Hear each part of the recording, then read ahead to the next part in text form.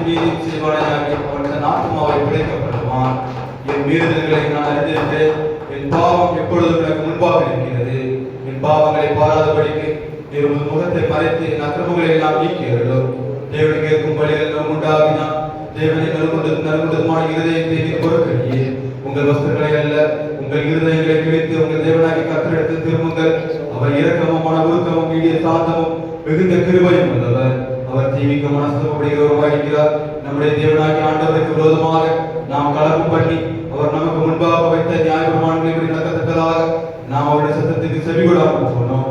ஆனாலும் நம்முடைய தேவனாகிய கர்த்தரிடத்தில் இரக்கங்களும் மன்னிப்புகளும் உண்டு. கர்த்தாவே, என்னை நம்பியும் ஆனாலும் நான் அவமாய் போகாதபடிக்கு உடைய கோபத்தினாலே அல்ல, மட்டாய் நம்பியும் மனம் திரும்புங்கள், பரலோக ராஜ்யம் சமீபித்திருக்கிறது. நான் எழுந்து என் தகப்பனிடத்திற்கு போய், தகப்பனை பரத்துக்கு விரோதமாக உமக்கு முன்பாக பாவம் செய்தேன், இனிமேல் உடைய குமாரனுக்கு சொல்லப்படுவதற்கு நான் பாத்திரன் அல்ல என்றேன். கர்த்தாவே, ஜீவனுள்ள ஒருவன் உமக்கு முன்பாக நீதிமான் அல்லாததினாலே அடியேனை நியாயத்திற்கு பிரவேசியாதையும். பாவங்களில் இன்பமானால் நம்மை நாமே வஞ்சிக்கிறவர்களாய் இருப்போம். சத்தியம் நமக்குள் இராது. நம்முடைய பாவங்களை நாம் அறிக்கையிட்டால் பாவங்களை நமக்கு மன்னித்து எல்லா அநியாயத்தையும் நீக்கி நம்மை சுத்திகரிப்பதற்கு கர்த்தர் உண்மையும் நீதியும் உள்ளவராய் இருக்கிறார்.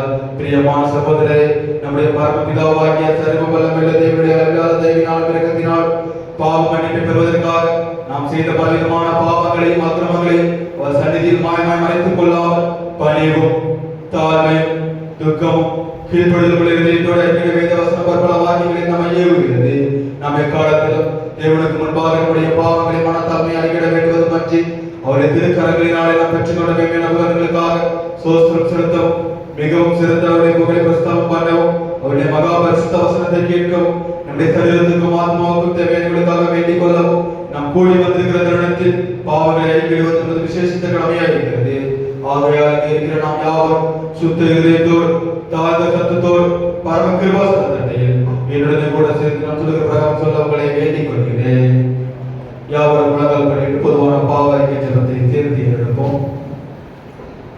சர்வ வல்லமையும் மிகுந்த இரக்கமும் உள்ள பிதாவே, தப்பிப்போன ஆடுகளை கூட நாங்கள் வழிகளை விட்டு வழிக்கு அடைந்து போனோம். இருதயத்தின் யோசனைகளுக்கும் விருப்பங்களுக்கும் மிகவும் இணங்கி நடந்தோம். அது பரிசுத்த கற்பனைகளுக்கு விரோதமாய் குற்றம் செய்தோம். சேர்க்காதவர்களை செய்து வந்தோம்.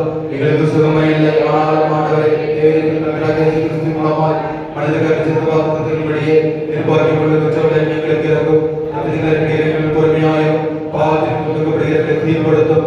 மிகவும் இருக்கும் பிதாவை உடைய பரிசுத்தம் உண்டாகும்படி நல்ல தேவ பக்தியும் நீதியும் தெளிந்த நடந்தவர இயேசு கிறிஸ்துவின் மூலமாக கிருபை செய்தோம். ஆமென்.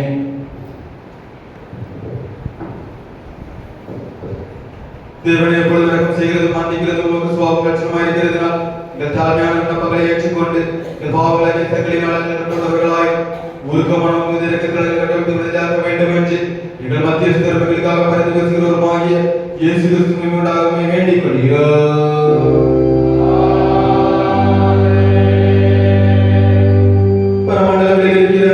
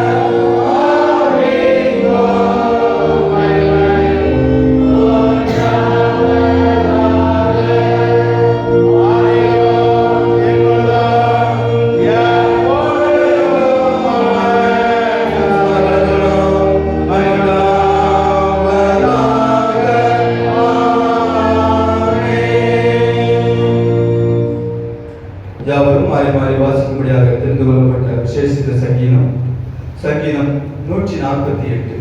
சங்கீதம் 148.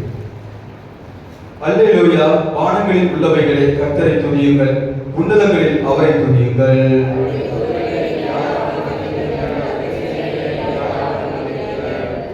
சூரிய சந்திரரை அவரை துதியுங்கள், பிரகாசமுள்ள சகல நட்சத்திரங்களே அவரை துதியுங்கள்.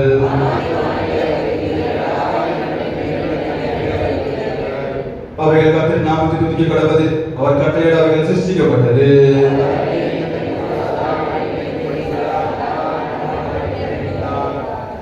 பூமியில் உள்ளவைகளை கர்த்தரை துதியுங்கள், மகாமற்றங்களை சகலாலங்களே.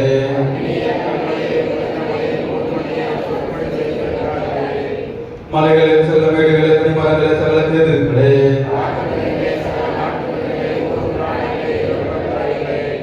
பூமியின் ராஜாக்களே, சகல ஜனங்களே, பிரபுக்களே, பூமியில் உள்ள சகல நியாயாதிபதிகளே. அவர்கள் கர்த்தரின் நாமத்தை துதிக்க கடவர்கள். அவருடைய நாமம் மாத்திரம் உயர்ந்தது, அவருடைய மகிமை பூமிக்கும் வானத்திற்கும் மேலானது.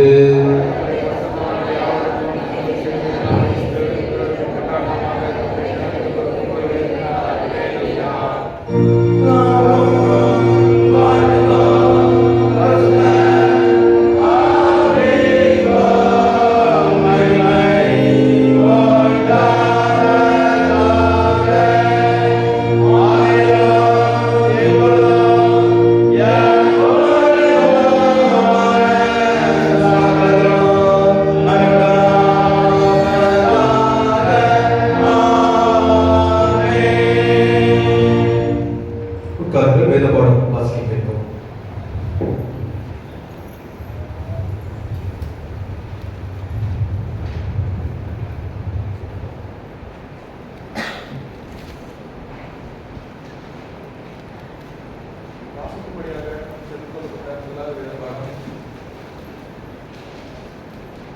ராஜாக்கள் 8ஆம் அதிகாரம் 22ஆம் வசனம் முதல் 30ஆம் வசனம் வரை.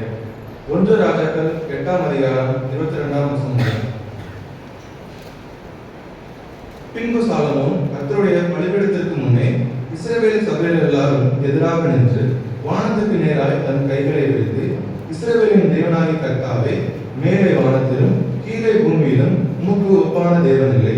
தங்கள் முழு இருதயத்தோடும் உமக்கு முன்பாக நடக்கிற உமது அடியாருக்கு உடன்படிக்கையும் கிருபையும் காத்து வருகிறேன். தேவரே, என் தகப்பனாகிய தாவீது என்னும் உம்முடைய தாசனுக்கு செய்த வாக்குத்தத்தத்தை காத்தருளினீர். அதை உம்முடைய வாக்கினால் சொன்னீர். இந்நாளில் இருக்கிறபடி உம்முடைய கரத்தினால் அதை நிறைவேற்றினீர். இஸ்ரவேலின் தேவனாகிய கர்த்தாவே, தேவரீர் என் தகப்பனாகிய தாவீது என்னும் உம்முடைய தாசனை நோக்கி, நீ எனக்கு முன்பாக நடந்தது போல உன் குமாரரும் எனக்கு முன்பாக நடக்கும்படி தங்கள் வழியை காப்பார்களேயானால், இஸ்ரவேலின் சிங்காசனத்தின் மேல் வீற்றிருக்கும் புருஷன் எனக்கு முன்பாக உனக்கு இல்லாமல் போவதில்லை என்று சொன்னதை இப்பொழுது அவனுக்கு நிறைவேற்றும். இஸ்ரவேலின் தேவனே, என் தகப்பனாகிய தாவீது என்னும் உம்முடைய தாசனுக்கு சொன்ன உம்முடைய வார்த்தை மெய் என்று விளங்குவதாக. தேவன் மெய்யாக பூமியில் வாசம் பண்ணுவாரோ? இதோ வானங்களுக்கும் வானாதி வானங்களுக்கும் உண்மை கொள்ளாதே. நான் கட்டின இந்த ஆலயம் எம்மாத்திரம். என் தேவனாகிய கர்த்தாவே, உமது அடியே இன்று உமது சன்னதியில் செய்கிற விண்ணப்பத்தையும் மன்றாட்டையும் கேட்டு உமது அடியனுடைய விண்ணப்பத்தை வேண்டுதலையும் திருவுளத்தில் கொண்டாடும். உமது அடியேன் இவ்விடத்திலே செய்யும் விண்ணப்பத்தை கேட்கும்படி என்னுடைய நாமம் விளங்கும் என்று நீ சொன்ன ஸ்தலமாகிய இந்த ஆலயத்தின் மேல் உம்முடைய கண்கள் இரவும் பகலும் திறந்திருப்பதாக. உமது அடியான் இந்த ஸ்தலத்திலே விண்ணப்பம் செய்ய போகிற உமது ஜனமாகிய இஸ்ரவேலும் பண்ணும் ஜெபத்தை கேட்டருளும். பர்வமாகிய உம்முடைய வாசஸ்தலத்திலே அதை நீர் கேட்பீராக, கேட்டு மன்னிப்பீராக. வாசகும்படியாக தெரிவிக்கப்பட்ட முதலாம் வேத பாடம் வாசித்தாயிற்று. Oh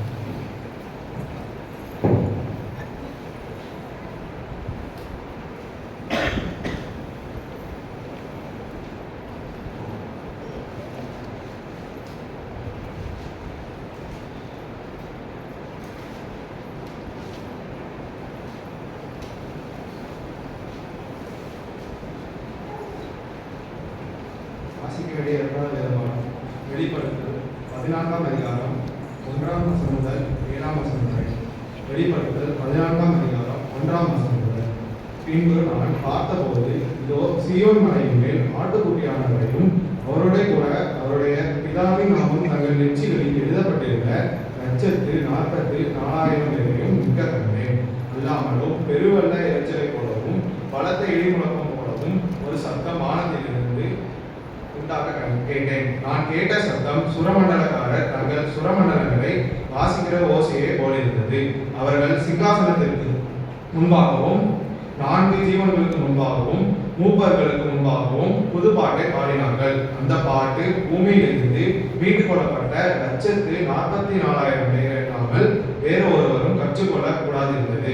ஸ்திரீகளால் தங்களை கரைப்படுத்தாதவர்கள் இவர்களே, கற்புள்ளவர்கள் இவர்களே, ஆட்டுக்குட்டியானவர் எங்கே போனாலும் அவரை பின்பற்றுகிறவர்கள் இவர்களே. இவர்கள் மனுஷரிலிருந்து தேவனுக்கும் ஆட்டுக்குட்டியானவருக்கும் முதற்பலனாக மீட்டுக் கொள்ளப்பட்டவர்கள். இவர்களுடைய வாயிலே கபடம் காணப்படவில்லை. இவர்கள் தேவனுடைய சிங்காசனத்திற்கு முன்பாக மாசில்லாதவராய் இருக்கிறார்கள். பின்பு வேறொரு தூதன் வானத்தின் மத்தியிலே பறக்க கண்டேன். அவன் பூமியில் வாசம் பண்ணுகிற சகல ஜாதிகளுக்கும் கோத்திரத்தாருக்கும் பாஷைக்காரருக்கும் ஜனக்கூட்டத்தாருக்கும் அறிவிக்கத்தக்கதாக நித்திய சுவிசேஷத்தை உடையவனாய் இருந்து மிகுந்த சத்தமிட்டு தேவனுக்கு பயந்து அவரை மகிமைப்படுத்துங்கள். அவர் நியாய தீர்ப்பு கொடுக்கும் வேலை வந்தது.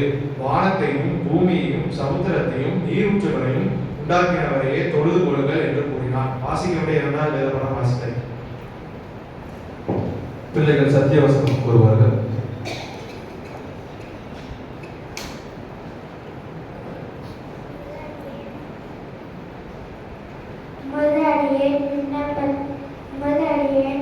விண்ணப்பத்தை கேட்கும்படி உம்முடைய நாமம் விளங்கும் என்று நீர் சொன்ன ஸ்தலமாகிய இந்த ஆலயத்தின் மேல் உம்முடைய கண்கள் இரவும் பகலும் திறந்திருப்பதாக.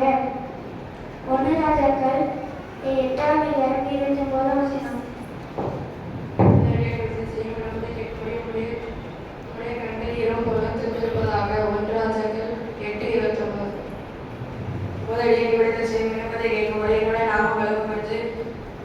நீ சொன்ன ஸ்தலமாகிய இந்த ஆலயத்தின் மேல் உடைய கண்கள் இரவும் பகலும் திறந்திருப்பதாக. 1 ராஜாக்கள் 8ஆம் அதிகாரம் 29ஆம் வசனம்.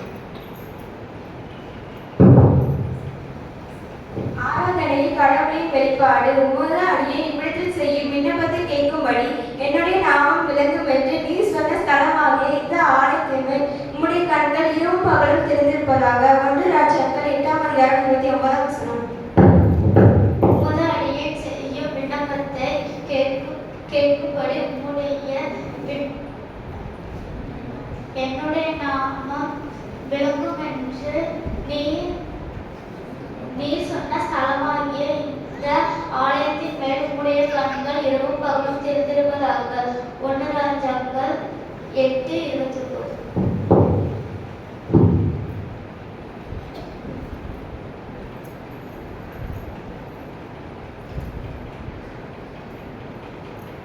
சத்தியவசனம் யாவரும் சேர்ந்து சொல்லுவோம்.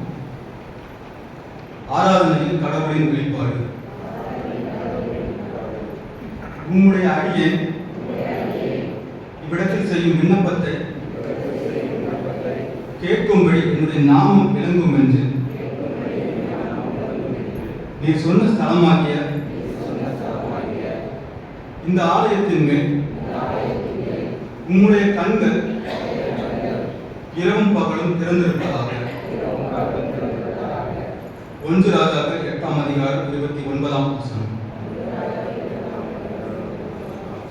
வருகின்ற வாரத்திற்கான சத்திய வசனம் யோவான் 1ஆம் அதிகாரம் 35ஆம் வசனம் 37ஆம் வசனம். சீடராகுங்கள். யோவான் 1ஆம் அதிகாரம் 35ஆம் வசனம் 37ஆம் வசனம். மறுநாளிலே யோவானும் அவனுடைய சீஷரில் 2 பேரும் நிற்கும்போது இயேசு நடந்து போகிறதை அவன் கண்டு, இதோ தேவ ஆட்டுக்குட்டி என்றான். அவன் அப்படி சொன்னதை அவர் 2 சீஷரும் கேட்டு இயேசுவுக்கு பின் சென்றார்கள்.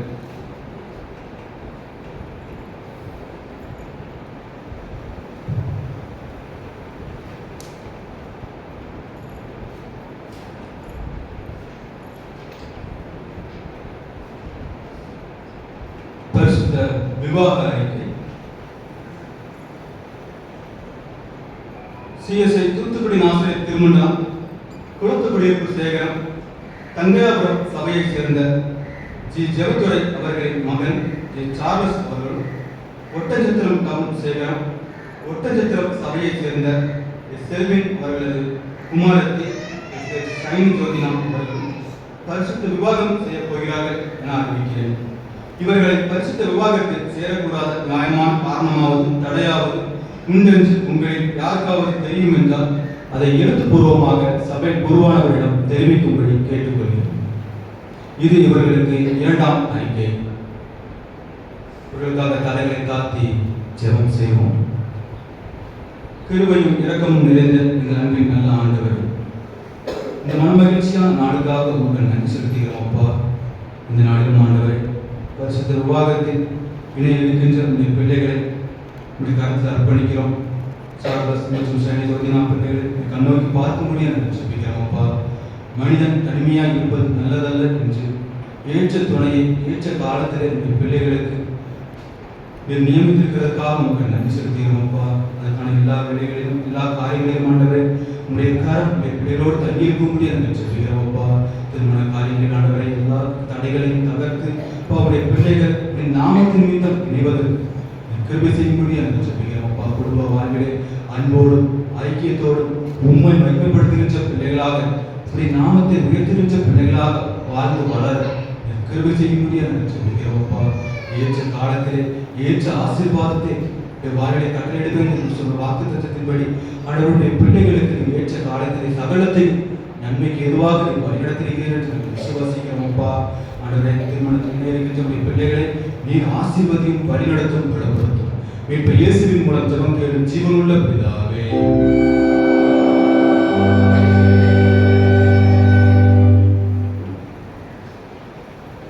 ஒரு சில அறிவிப்புகள்.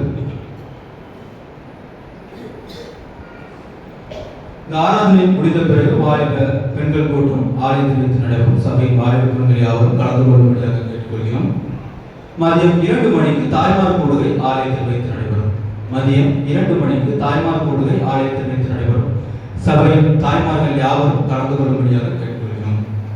மதியம் 3:30 மணிக்கு ஞாயிறு பாடசாலை வகுப்புகள் ஆலயத்தில் வைத்து நடைபெறும். மாலை 3:30 மணிக்கு ஞாயிறு பாடசாலை வகுப்புகள் ஆலயத்தில் வைத்து நடைபெறும். பெற்றோர்கள் தங்கள் பிள்ளைகளை பாடசாலை வகுப்புகளுக்கு கட்டாயமாக அனுப்பி வைக்கும்படி கேட்டுக்கொள்கிறோம்.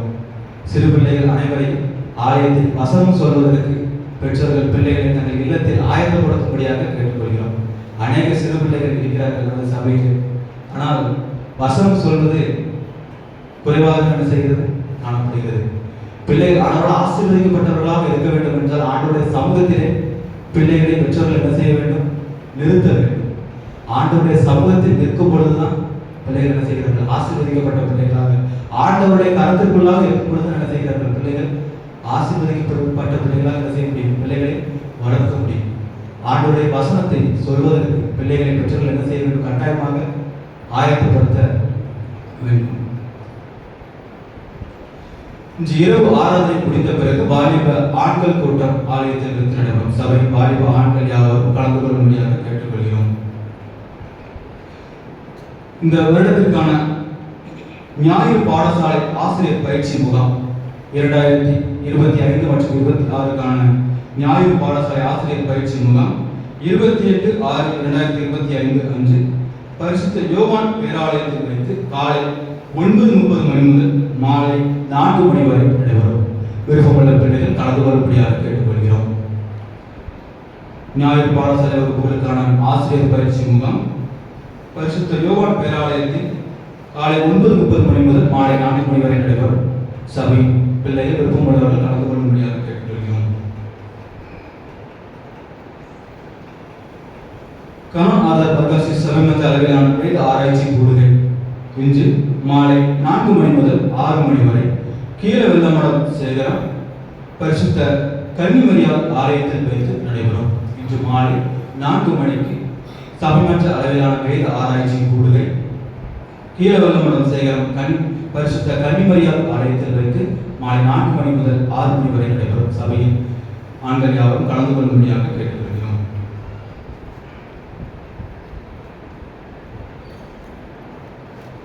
வருகின்ற 25ஆம் தேதி, 26ஆம் தேதி மற்றும் 27ஆம் தேதி தினமும் மாலை 6:30 மணிக்கு ஊரை சுற்றி ஜெப பவனி நடைபெற இருக்கிறது. 25, 26 மற்றும் 27 அன்று மாலை 6:30 மணிக்கு ஊரை சுற்றி ஜெப பவனி நடைபெறும். சபை மூப்பர்கள் யாவரும் கலந்து கொள்ளும்படியாக கேட்டுக்கொள்கிறோம். ஊரை சுற்றி வருகின்ற பொழுது தங்கள் சாலைகளை சுத்தமாக வைத்துக் கொள்ளும்படியாக கேட்டுக்கொள்கிறோம். இந்த ஊர் சுற்றி ஜெப பவனி முடிந்த பிறகு தினமும் 25, 26, 27 அன்று இரவு 8 மணிக்கு கன்வென்ஷன் கூட்டம் நடைபெறும். அதிலே சகோதரர் டேவிட் கணேசன் அவர்கள் தேவ செய்தியை நமக்கு வழங்குவார்கள். 25, 26 மற்றும் 27 அன்று இரவு 8 மணிக்கு கன்வென்ஷன் கூட்டங்கள் நடைபெறும். சபை மக்கள் யாவரும் ஜெபத்தோடு கலந்து கொள்ளும்படியாக கேட்டுக்கொள்கிறோம். 28/6/2025 அன்று சனிக்கிழமை காலை 8 மணிக்கு காலை ஐக்கிய விருந்து நடைபெறும். மதியம் 1 மணிக்கு ஐக்கிய விருந்து நடைபெறும். மாலை 5 மணிக்கு பரிசுத்த ஞானஸ்நான ஆராதனை மற்றும் ஆயத்த ஆராதனை நடைபெறும். மாலை 5 மணிக்கு ஆயத்த ஆராதனை மற்றும் பரிசுத்த ஞானஸ்நான ஆராதனை நடைபெறும். சபை மக்கள் யாவரும் கலந்து கொள்ளும்படியாக கேட்டுக்கொள்கிறோம். இரவு 7 மணிக்கு ஐக்கிய விருந்து நடைபெறும். 28/6/2025 அன்று இரவு 9:30 மணிக்கு 116வது ஆலய பிரதிஷ்டை பண்டிகை மற்றும் பரிசுத்த திருவிருந்து ஆராதனை நடைபெறும். சபை மக்கள் யாவரும் பிரதிஷ்டை பண்டிகையில் ஜெபத்தோடு கலந்து கொள்ளும்படியாக கேட்டுக்கொள்கிறோம். 29/6/2025 அன்று ஞாயிற்றுக்கிழமை அதிகாலை 1 மணிக்கு வான வேடிக்கை நடைபெறும். காலை 8 மணிக்கு ஐக்கிய விருந்து நடைபெறும். காலை 9:30 மணிக்கு நமது ஆலயத்தில் துதி சோஸ்திர ஆராதனை நடைபெறும். அதிகாலை 1 மணிக்கு வான வேடிக்கை மற்றும் காலை 8 மணிக்கு ஐக்கிய விருந்து, காலை 9:30 மணிக்கு துதி சோஸ்திர ஆராதனை நடைபெறும். சபை மக்கள் யாவரும் ஜெபத்தோடு கலந்து கொள்ளும்படியாக கேட்டுக்கொள்கிறோம். மற்றும் மதியம் 1 மணிக்கு ஐக்கிய விருந்து, மாலை 5 மணிக்கு கிறிஸ்தவ வாலிப ஐக்கிய சங்க பண்டிகை மற்றும் பரிசுத்த திருவிருந்து ஆராதனை நடைபெறும். மாலை 5 மணிக்கு வாலிப ஐக்கிய சங்க பண்டிகை பரிசுத்த திருவிருந்து ஆராதனை நடைபெறும். இரவு 7:30 மணிக்கு ஐக்கிய விருந்து நடைபெறும். 30/6/2025 திங்கட்கிழமை அதிகாலை 4 மணிக்கு திருவிருந்து ஆராதனை மற்றும் அசன பொருட்கள் பிரதிஷ்டை நடைபெறும். அதிகாலை 4 மணிக்கு திருவிருந்து ஆராதனை மற்றும் அசன பொருட்கள் பிரதிஷ்டை நடைபெறும். காலை 8 மணிக்கு ஐக்கிய விருந்து மற்றும் மாலை 4 மணிக்கு அசன விருந்து நடைபெறும் என்பதை தெரிவித்துக் கொள்கிறோம். இரவு 7 மணிக்கு சோஸ்திர ஆராதனை நடைபெறும். இரவு 8 மணிக்கு பஜனை பிரசங்கம் நடைபெறும். சபை மக்கள் யாவரும் அசன் மற்றும் பிரதிஷ்டை நிகழ்வுகளுக்கான ஒவ்வொரு கூடுதலிலும் ஜெபத்தோடு கலந்து கொள்ளும்படியாக கேட்டுக்கொள்கிறோம். 1/7/2025 செவ்வாய்க்கிழமை காலை 10 மணிக்கு அசனத்திற்கு பயன்படுத்திய பொருட்கள் ஏலமிடப்படும். சபை மக்கள் யாவரும் இதில் கலந்து கொள்ளும்படியாக கேட்டுக்கொள்கிறோம். அசனம் மற்றும் பிரதிஷ்டை நிகழ்வுகளுக்கான எல்லா காரியங்களும் ஆசீர்வாதமாக நடைபெற நாம் நம்முடைய ஜெபங்களிலே ஜெபித்துக் கொள்வோம். அதற்காக கொடுக்கின்ற, உழைக்கின்ற, ஜெபிக்கின்ற ஒவ்வொரு கரங்களையும் கர்த்தர் ஆசீர்வதிப்பாராக.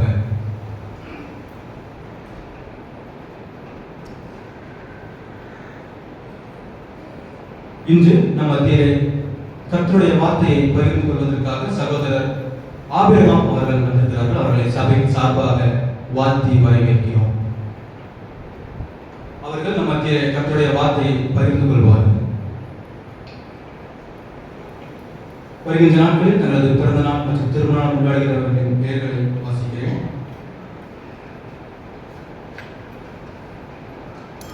இருபத்தி 2ஆம் தேதி S Christy Rajakumari, wife of Andrew Thangaiyapuram.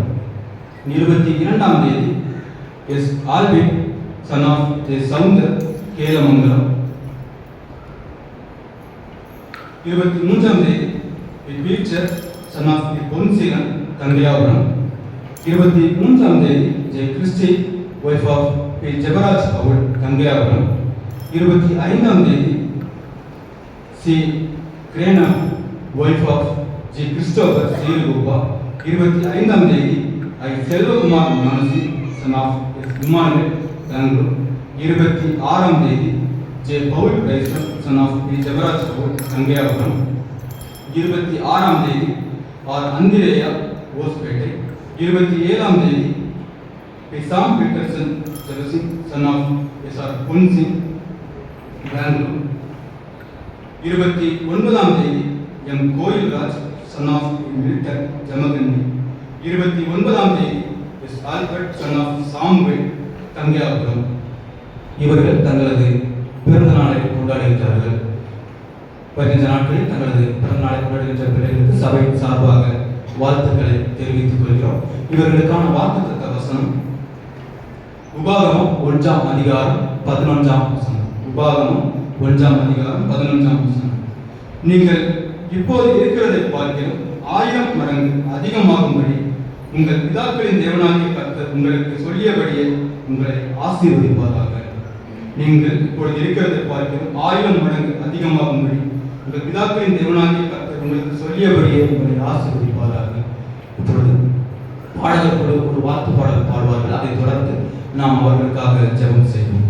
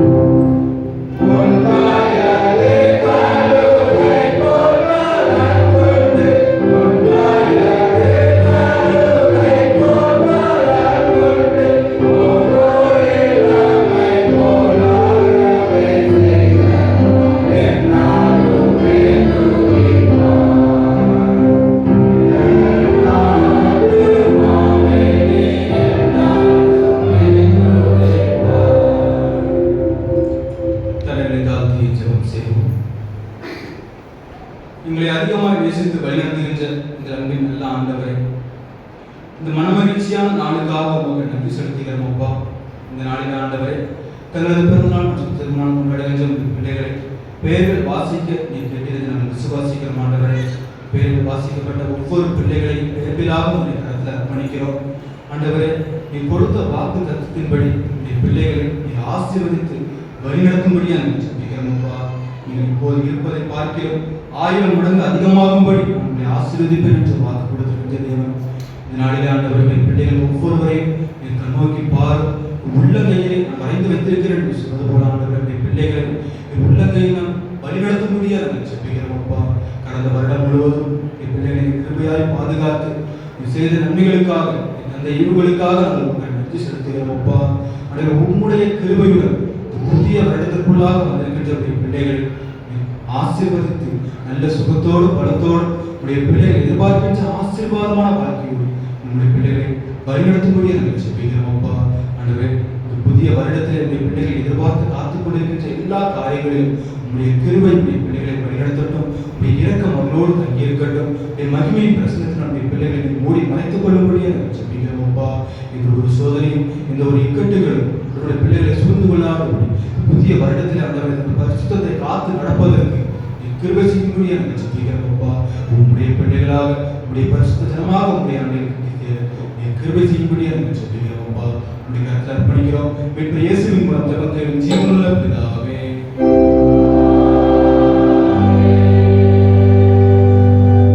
யாவரும் எழுந்து நின்று 1ஆம் சங்கீதத்தை பாடலாக பாடுவோம்.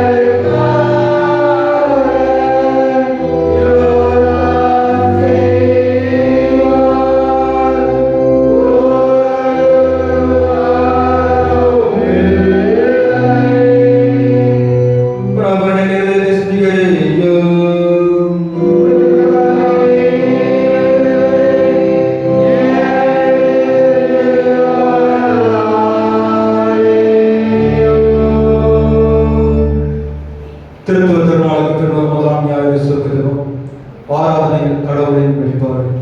துதிகளின் மத்தியில் வாசம் செய்கிற அன்பின் கர்த்தாவே, உம்மை போற்றுகிறோம். உம்மை ஆராதிக்கும் ஸ்தலமாக தேவன் எங்களுக்கு தந்துள்ள ஆலயத்திற்காக உங்கள் நன்றி கூறுகிறோம். உம்மை ஆராதிக்கின்ற நாங்கள் உண்மையோடும் ஆவியோடும் பயத்தோடும் பக்தியோடும் உமக்கு பிரியமாய் ஆராதனை செய்ய உதவி புரியும். வார்த்தையினால் மட்டுமல்ல, எங்கள் வாழ்க்கையினாலும் உம்மை ஆராதிக்கவும் மகிமைப்படுத்தவும் கிருபை தாரும். எங்கள் ஆண்டவராகிய இயேசு கிறிஸ்து நாமத்தில் வேண்டிக் கொள்கிறோம் நல்ல பிதாவே.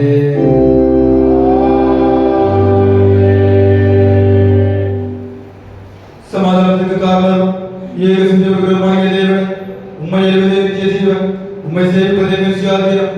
தேவனிலிருந்து நமக்கு கொண்டிருக்கிற தலைவராகிய நாங்கள் இந்த விருதுகளை நமக்கு பயப்படாதிருக்கும்படியாக எங்கள் சத்துருக்கள் செய்கிற எல்லா பிரயத்தனமும் நின்று எங்கள் கர்த்தராகிய இயேசு கிறிஸ்து மூலமாக எங்களை காப்பாற்றியுள்ளோம்.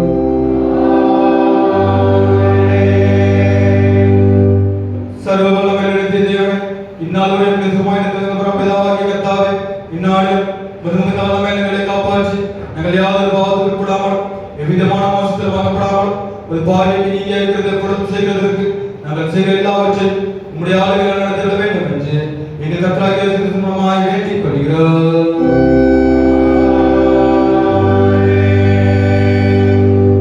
மகளாசிரியர் செய்த சர்வ வல்லமை நிறைந்த தேவன், எங்கள் அத்தியட்ச மரண குருமார் மேலும் அவர்கள் சொர்ணைக்கு புரிக்கப்பட்ட எல்லா சபைகள் மேலும் ஆரோக்கியத்தில் எல்லா அனுப்பி அவர்கள் முகத்தில் பிரியமானவர்கள் நடக்கும்படி ஒரு ஆசீர்வாதமாகியபடி அவர்கள் பேச்சதும் கர்த்தாவே, எங்கள் காரியகர்த்தரும் மத்தியஸ்தருமாகி இயேசு கிறிஸ்துவின் முன்னாக இதை கட்டளையிட்டார்கள்.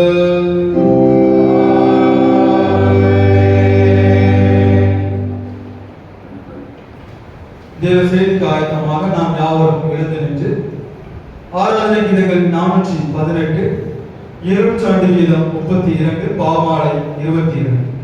ஆராதனை கீதங்கள் 418, இருநூற்றாண்டு கீதம் 32, பாமாலை 22. தூய தூய தூய சர்வ வல்ல நாதா.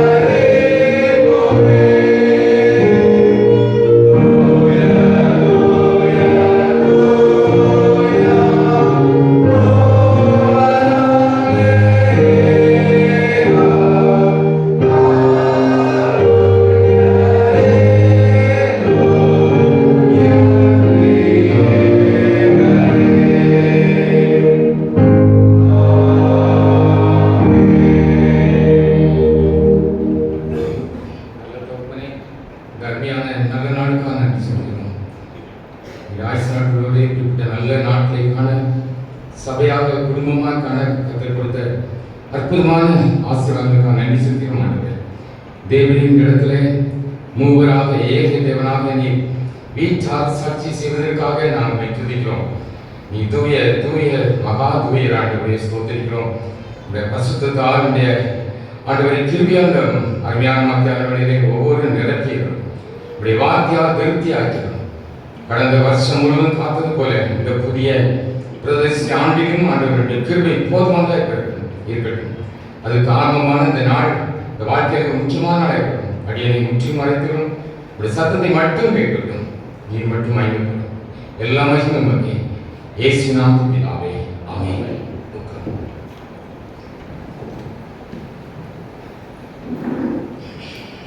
ஆண்டவராகிய இரட்சகராகிய இயேசு கிறிஸ்துவின் நல்ல நாமத்தில் அவரை வாழ்த்துகிறேன். நாளின் மத்தியிலே தேவனை கொண்டு நிறுத்தினதுக்காக மனதாக நன்றி செலுத்துகிறேன். ஒரு வீட்டுக்குள் பிரவேசிக்கும் போது அந்த வீட்டுக்குள் சமாதானம் என்று வாழ்த்துக்களை இயேசு சொல்லியிருக்கிறார். ஆனால் உங்கள் சபைகளோட அத்தனை பேருடைய வீட்டில் சமாதானம் உண்டாகும் என்று நிறைவாக அவரை வாழ்த்துகிறேன். இந்த நாட்கள் உங்களுடைய வாழ்க்கையிலே ஒரு சமாதானமாய் ஆசீர்வாதமாய் நிச்சயமாய் இருக்கும். கர்த்தருடைய நாமம் மகிமைப்படுவதாக. இந்த பண்டிகை நாட்கள் உங்களுடைய சாதாரண ஒரு நாட்கள் இல்லை. பலர் காண விரும்பினாலும் எல்லாரும் குறிப்பிட்ட நாட்கள் கொடுத்து வைப்பதில்லை. கர்த்தர் உங்களுக்கு கொடுத்திருக்கிறார். ஒருவரை நெருக்கமான உலகத்தில் வாழ்ந்து கொண்டிருக்கிறோம். ஒரு இடத்துல சந்தோஷமா இருக்கிறோம், நிம்மதியாக வாழ்ந்து கொண்டிருக்கிறோம். இந்த உலகத்தின் அவருடைய ஆண்டவர் இந்த பூமியிலே மறுபடியும் வந்து காலிக்கூடிய பூமி இந்த நாளில் நிம்மதி இல்லை. பயந்தோடு நடுக்கத்தோடு அவருடைய பண்புக்குரியிலே உட்கார்ந்து கொண்டிருக்கிறார். ஆனால் சுதந்திரமாய் நாம் ஆராய்வதற்கு ஆண்டவர் நமக்கு நல்ல வாய்ப்பை தந்திருக்கிறார். நன்றி செலுத்த வேண்டும். நம்ம ஆராய்ந்து பார்ப்பதற்காக ஒரே இப்படிப்பட்ட பண்டிகை நாட்கள் எதற்கு என்பதை சிந்திப்பதற்காகவும் நாம் என்ன செய்ய போகிறோம், ஆண்டவர் எதிர்பார்க்க காரியம் என்ன, நிச்சயமாகவே உன்னை ஆசிரியப்பேன் சொன்ன ஆண்டவர் வெறுமையாக இந்த உலகத்தில் உங்களை நீ வைக்கவில்லை. அவர் வைப்பதை நோக்கம் எல்லாம் ஆசீர்வாதமாக இருக்க வேண்டும் என்பதற்காக. யாரும் கஷ்டப்படக்கூடாது, கடன் படக்கூடாது, வேதனைப்படக்கூடாது என்பதுதான் தேவனுடைய திட்டம். ஒருவேளை இந்த வேதம் முழுவதும் நாம் தேடி பார்ப்போம் என்றால் மனிதர் வியாதியை அனுமதிக்க வேண்டும், கஷ்டப்பட வேண்டும் என்று ஒரு பக்கத்திலும் இல்லை. ஒருவேளை நாம் நம்முடைய அரைவழியான வாழ்க்கையினாலே அநேக காரியத்தை இழந்து விடுகிறோம். அதைத்தான் ஆண்டவர் நாட்டிலே நிறைவாக்க விரும்புகிறார். இங்கே எல்லாம் ஆனால் பிள்ளைகள் எங்கேயோ ஒரு இடத்தில் இருப்பார்கள், கணவர் ஒரு இடத்தில் இருப்பார், ஆளாளுக்கு பிரிந்து விழுந்து பிழைப்புக்காக ஓடிக்கொண்டிருப்போம். ஆனால் எங்கிருந்தாலும் ஒரு நாள் கூறுவதற்கு ஆண்டு ஒரு மகிமையான ஆலை இருந்திருக்கிறார். இதனுடைய ரகசியம் என்ன என்பதை நாம் பார்க்க போகிறோம். வேகமாக சில காரியங்களை சொல்லி முடிக்கலாம் நினைக்கிறேன். கடந்த நிமிஷம் வரைக்கும் இந்த நாள் காலை வரைக்கும் செய்தித்தாளெல்லாம் தொலைத்து பார்க்கும்போது ஆண்டவர் ஒரு பெரிய காரியத்தை செய்ய போகிறார். சீக்கிரமாக இயேசு வரப்போகிறார், நியாயத்திற்கு வரப்போகிறார். அவரை சந்திக்க ஆயத்தமாக இருக்கிற அத்தனை பேரும் பாக்கியவான்கள். சந்திக்க ஆயத்தம் இல்லாதவர்கள் இன்றைக்கு ஆயத்தமாகிவிடும். நல்ல பண்டிகை நாட்களுக்காக ஆயத்தப்பட்டுக் கொண்டிருக்கிறோம். அதே வேளையிலே அதெல்லாம் விட 1000 மடங்கு, பல கோடி மடங்கு அவருடைய வருகைக்கு ஆயத்தமாக இருப்பதுதான் மிக முக்கியம், மிக முக்கியம். அதை மட்டும் பார்த்தால் போதும். உலகத்திலே நமக்கு என்ன தேவையோ அத்தனை தானாக வந்து சேரும். அதற்காக போராட வேண்டியதில்லை, நாம் கஷ்டப்பட வேண்டியதில்லை. அதை தான் பார்க்கிறோம். ஆலயத்துக்காக இந்த நாட்களில் உங்கள் சமூக ஆண்டவரை இந்த மக்களுக்கு பண்டிகை நாட்கள் எப்படி இருக்க வேண்டும் என்று தேவ சமூக காத்திருக்கும் போது ஆண்டவர் பல முறை தான் இங்கே ஆலயத்துக்கு வந்தபடி அந்த ஆண்டவர் அருமையான வாக்கு தத்தத்தை கொடுத்தார். அது தாவீது தீர்க்க தரிசனமாக சாலமோனுக்கு கொடுத்த அற்புதமான ஒரு வார்த்தை.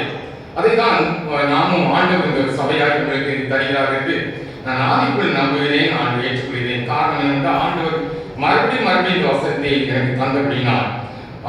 1 நாளாகமும் 22ஆம் அதிகாரம் 533ஆம் வசனம் இருக்கிறது. வேளாண் இருக்கிறவர்கள் தயவு திருப்பி பாருங்கள். இருக்கும் ஆண்டவர் எல்லாரும் மனதில் இணைந்து இந்த வசனத்தை வாசிக்கலாம். 1 நாளாகமும் 22ஆம் அதிகாரம் 14ஆம் வசனம். 1 நாளாகமும் பொன்னுக்கும் வெள்ளிக்கும் வெண்கலத்துக்கும் இரும்புக்கும் கணக்கில்லை, நீ எழுதி காரியத்தை நடத்தி கர்த்தர் உன்னோட இருப்பாராக. கர்த்தர் உன்னோட இருப்பாராக. செய்ய வேண்டிய காரியம் என்னவென்றால் எல்லாம் இருக்கிறது. ஆண்டோட சமூகத்தில் வந்திருக்கிறோம். இந்த ஆலயத்துக்குள்ளே இல்லாத ஒன்றும் இல்லை. தேவ பிரசன்ன காரணம் என்னவென்றால் இங்கே பிதா இருக்கிறார், ஆவியானவர் இருக்கிறார், இயேசு கிறிஸ்து இருக்கிறார். மூவரும் ஏக தேவனாக இருக்கிறார். வசனத்தின் ஆதாரத்தோடு நான் அதை உங்கள் மத்தியில் பேசிக் கொண்டிருக்கேன். அதை பின்னால் உங்களை சுட்டிக்காட்டுகிறேன். ஏனென்றால் எளிமையின் காரியத்தை நடத்தி பலவிதமான குழப்பத்தோடு பலவிதமான நெருக்கத்தோடு வாழ்ந்து வந்து கொண்டிருக்கலாம். ஒரு பக்கம் யாரு, ஒரு பக்கத்திலே பலவீனம், ஒரு பக்கத்திலே கடன் பிரச்சனைகள், பல குழப்பங்கள். காலையில் ஒரு பையன் அப்படி பண்ணான். வயசு என்ன கேட்டேன், 17 வயசு அப்படின்னா. என்ன படிச்சிருக்காங்க? 9ஆம் கிளாஸ் அப்படின்னு. ஸ்கூல் போகலையா அப்படின்னு கேட்கிறேன். சொல்றான் இல்லை அப்படின்னா அந்த கூட்டிட்டு வந்த இன்னொரு பேர் ஒரு வாட்ச் வாங்கி கொடுக்குறாரு. அவர்கிட்ட கேட்டேன், என்ன தம்பி படிக்க கூட ஸ்கூல் போறியா, ஏன் இங்கே கம்பெனியில் வேலை செய்யறான் அப்படின்னா. உங்களுக்கு உள்ள வைக்கணும் தெரியுமா அப்படின்னு கேட்டேன். 18 வயசு மேலே ஆனால் வேலைக்கு நீங்கள் அமர்த்தினது தப்பு அப்படின்னு சொல்லி மாதிரி சொன்னார். இல்லை அப்படின்னால அதை பரிதாபம். ஏனென்றால் அவனோடு பிறந்தவர்கள் 3 பேர் நாசத்தில் நடக்கிற சம்பவத்தை சொல்லிக்கிறோம். தகப்பன் நல்ல ஒரு எலக்ட்ரிஷியன், உயிரோடு தான் இருக்கிறான், நல்லா குடிக்கிறான். மனைவி பார்க்கிறார், எனக்கு உன் புருஷன் வேண்டாம், இந்த 3 பிள்ளைகள் வேண்டாம் என்று விட்டு வேறொரு நண்பருடன் போய்விட்டார். இந்த பையன் அனாதை ஆகிவிட்டான். அவனுக்கு ஆதரவுக்கு ஆள் இல்லை, சாப்பாடு படிக்கு. இந்த கம்பெனியில் அவனுக்கு 320 ரூபாய் சம்பளம் கொடுக்கிறார்கள். அதுல 100 ரூபாய் யாருக்கு கொடுக்கணுமா, தகப்பனுக்கு கண்டிப்பாக கொடுத்தாங்க. மீதம் உள்ள பகுதியை அவன் சேர்த்து வைத்து அவனுடைய எதிர்காலத்துக்காக நான் சேர்த்து வைக்கிறேன் என்று சொல்கிறார். கொஞ்சம் யோசிச்சு பாருங்க, இன்னைக்கு உலகம் எங்கோ போக வேண்டியிருக்கு. எப்படியோ யாரோ ஒருவருக்கு எவ்விதமான ஒரு பிரச்சனை. நேற்று நாங்கள் இரவு கூடி சிந்திக்கும் போது அதில் பகிர்ந்து கொள்ளப்பட்ட ஒரு காரியம், நன்கு ஜெபக்குழுவை சார்ந்த ஒரு மிஷனரிகள் நேசத்துக்கு வந்திருக்கிறாங்க. இன்னைக்கு நேசத்தில் ஆலயத்தில் செய்தி கொடுத்து கொண்டிருக்கிறார். அவருடைய சாட்சியை கேட்கும் பொழுது எனக்கே கொஞ்சம் அதிர்ச்சி. முழுவதுமாக தேவனுக்கு ஒப்பு, கணவன் மனைவியுமாக ஒப்பு கொடுத்த தேவனுடைய பிள்ளைகள் 11 வயசு குழந்தைக்கு கேன்சர், பிளட் கேன்சர். ஆனால் கர்த்தருடைய கிருபையால் ஆண்டவர் அற்புதமாக சுகம் கொடுத்திருக்கிறார். அந்த பிள்ளையை லோனாவூரில் உள்ள ஸ்கூல்ல அந்த மிஸ்டரிகள் படிக்கக்கூடிய பிள்ளைகள் படிக்கக்கூடிய இடத்தை விட்டு இவர்கள் வந்து நிற்கும்போது அப்படி பார்க்கும்போது எனக்கு கொஞ்சம் ஆச்சரியமா இருந்தது. நாம் எங்கே இருக்கிறோம், அவருடைய நிலையை பார்த்தால் நாம் பேசுவதற்கு ஒன்றுமே இல்லை. தேவ சமூகத்திலே இருக்கும்போது ஆண்டவரே அவர்கள் என்ன பாவம் செய்தார்கள், அவருக்கு ஏன் இந்த நிலை, ஊழியம் செய்வதற்கே அந்த நிலை என்று சொல்லும்போது பல சிந்தனைகள் என்னுடைய நினைவில் வந்தது. அதுக்கு நான் போகிறேன். சுருக்கமாக சொல்கிறேன், பிரசங்கத்தை கேட்கிறவர்களை விட பிரசங்கம் பண்ணியவர்கள் தான் ஆபத்து அதிகம். மறந்துவிடாதீர்கள். ஆமா, ஒரு முன்னாள் பிரசங்கம் பண்றேன் அப்படின்னா முதல்ல யாருக்கு எனக்கு தான் கொஞ்சம் அறவரையா பேசிட்டேன், தெரியாம பேசிட்டேன், இல்லை என் மனசுல கொட்டி திருச்சிட்டு பழி வாங்கிட்டு பேசிட்டேன் அப்படின்னா தேவனுக்கு கணக்கு கொடுக்கணும். ஏனென்றால் தேவனுடைய ஆவின் என்பது சாதாரண காரியம் இல்லை. கர்த்தருடைய வேலையை அசதியை செய்கிறவன் என்னது இந்த ஆலயத்துக்கு சொல்ல விரும்பல அப்படிதானே? ஆமா ஆமா, கர்த்தர் கலப்பையிலே கை வைத்து விட்டு பின்னிட்டு பார்க்கிறவன். ஆமா, எப்படிப்பட்ட நிலை உங்களுக்கு தெரியும். அது லூக்கா 9 கடைசி வசனத்தில் சொல்லப்பட்டிருக்கு. எதற்காக நீ சொல்கிறீர்கள்? ஆண்டவர் ஒரு கையில் ஆசீர்வாதத்திற்கு இன்னொரு காரியம், பிசாசு வார்த்தை கேட்கக்கூடியவர்களுக்கு கொடுக்கிற பனிஷ்மெண்ட், ஒருவேளை அது தண்டனை அப்படியே காலத்திற்கு நம்முடைய ஆண்டவர் பட்சிக்கிறார்கள். அதை மறந்துவிடக்கூடாது. அவர் இறக்கமுள்ள தேவன் தான், நீதி உள்ள தேவன் தான். எதற்கு வரைக்கும் அப்படின்றால் அப்படி வருகை வரைக்கும் தான், அடுத்த வினாடி உடனே மரணம் வரைக்கும் தான். அதற்கு முன்பாக நாம் யாரும் வந்து இருக்க முடியாது. ஏனென்றால் எல்லாவற்றுக்கும் நேரம் இருக்கிறது, எல்லாவற்றுக்கும் சமயம் இருக்கிறது. ஆனால் தேவனுடைய சமூகத்திலே உட்கார்வதற்கு நமக்கு நேரம் இல்லை. ஆண்டவருடைய சமூகத்திலே வேதத்தை தியானிப்பதற்கு நமக்கு நேரம் இல்லை. அதை எடுத்துக்கொள்ள வேண்டும் என்பதற்காக தான் நான் இப்படி சுற்றி வளைக்கிறேன். என்ன பார்க்கிறோம் என்றால் ஆண்டவருடைய சமூகத்திலே வெள்ளி இருக்கிறது, பொன்னும் இருக்கிறது, வெண்கலம் இருக்கிறது, இரும்பு இருக்கிறது, எல்லாம் இருக்கிறது இந்த ஆலயத்தை கட்டுவதற்கு. ஆனால் தேவனுடைய ஆலயத்தை கட்டுவதற்கு ராஜாவாகிய தாவீதுக்கு அனுமதி இல்லை. தாவீதுக்கு அனுமதி இல்லை. காரணம் வந்து நான் 22:8 நீங்கள் அதே அதிகாரத்தை வாசிக்கலாம். ஏனென்றால் சொல்கிறார், ஆனாலும் கர்த்தருடைய வார்த்தை எனக்கு உண்டாகி. ஆண்டவர் தாவீதை பார்த்து சொல்கிறார், யாரா வாசியுங்கள்.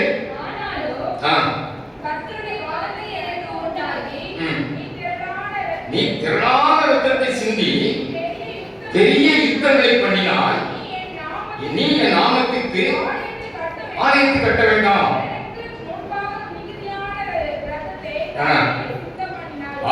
அதனாலே நீ இப்படிப்பட்ட காரியத்தை செய்தபடினாலே ஆலயத்தை கட்ட உனக்கு அனுமதி இல்லை. எல்லாம் செய்துதான் நல்லதுதான்.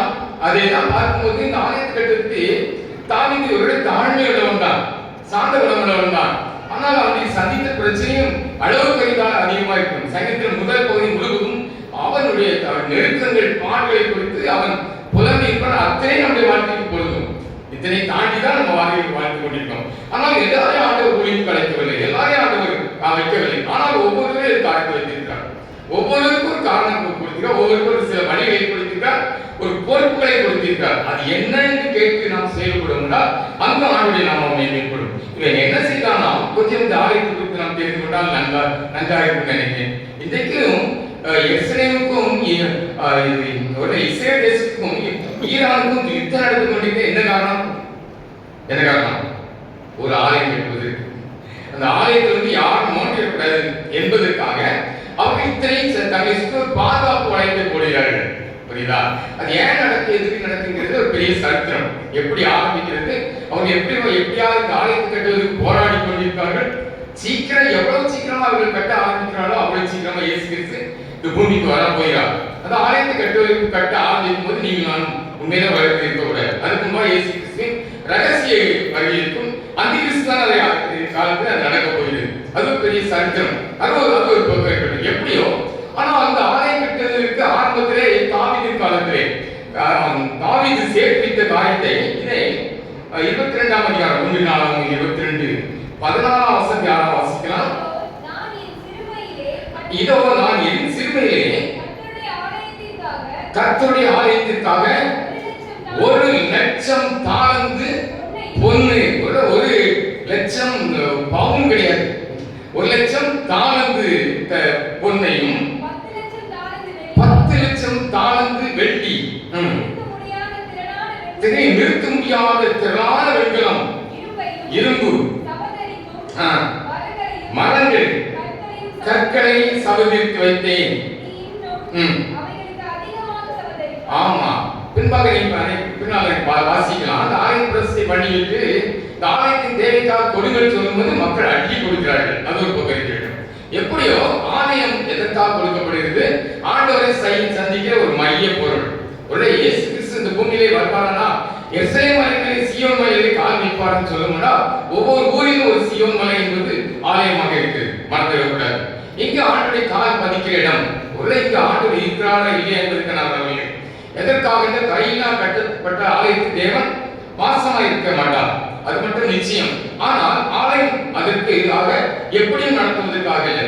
ஆலயத்தை எப்படி வந்தவுடன் ஓட்ட விட்டேன், எல்லா ஆலயத்துக்கும் போவேன் சார், ஒருத்தர் அடிக்கும் ஆலய பிரதிஷ்டைக்கு அழகாக நீங்க சுத்தமா வச்சிருக்கீங்க, ரொம்ப சந்தோஷம். இது எதை காட்டுகிறது? நீங்களே ஆலயம் என்ற நிலைக்கு நம்ம பின்னால் பார்க்க போயிடும். இந்த ஆலயம் எவ்வளவு சுத்தமா இருக்கு, அதே போல நீங்களும் நான் சுத்தமா இருக்கிறது தான் அந்த ஆலயம் நமக்கு கற்றுக் கொடுக்கிற காரியம். இங்க பார்க்கிறோம், இந்த ஆலயத்தை பார்க்கணும் கொஞ்சம் மிகப்பரமா இருக்கிறது. அந்த சட்டத்தை இங்கே பார்த்தால் கிட்டத்தட்ட எஸ்ஐ தேவாலயம் 30 ஏக்கர் சதுர மீட்டர் பரப்பிலே 30 ஏக்கர் சதுர அளவில் அது பெரிய இடத்தில் கட்டப்பட்டிருக்கிறது. அந்த ஆலயம் அளவை நீங்க பார்த்தீர்கள் என்றால் 1 ராஜாக்கள் 6ஆம் அதிகாரத்தை பார்க்கலாம். நாமும் ஆலயத்தை கட்டி வச்சிருக்கோம். இந்த ஆலயத்தை பார்த்தீங்கன்னா அவ்வளவு பிரமாண்ட ஆலயத்தை காட்டுகிறார். எத்தனை வருஷமா கட்டுகிறார் என்றால் 1 ராஜாக்கள் 6:38 பார்க்கலாம். 7 வருஷம் 8ஆம் ஆண்டிலே அந்த ஆலயம் அதை கட்டி முடிக்க 7 வருஷம் சென்றது. 7 வருஷம் கட்டி முடிக்கப்பட்ட அந்த ஆலயத்துக்கு அளவு என்ன பார்க்கணும்னால் 1 ராஜாக்கள் 6:2 வாசிக்கலாம்.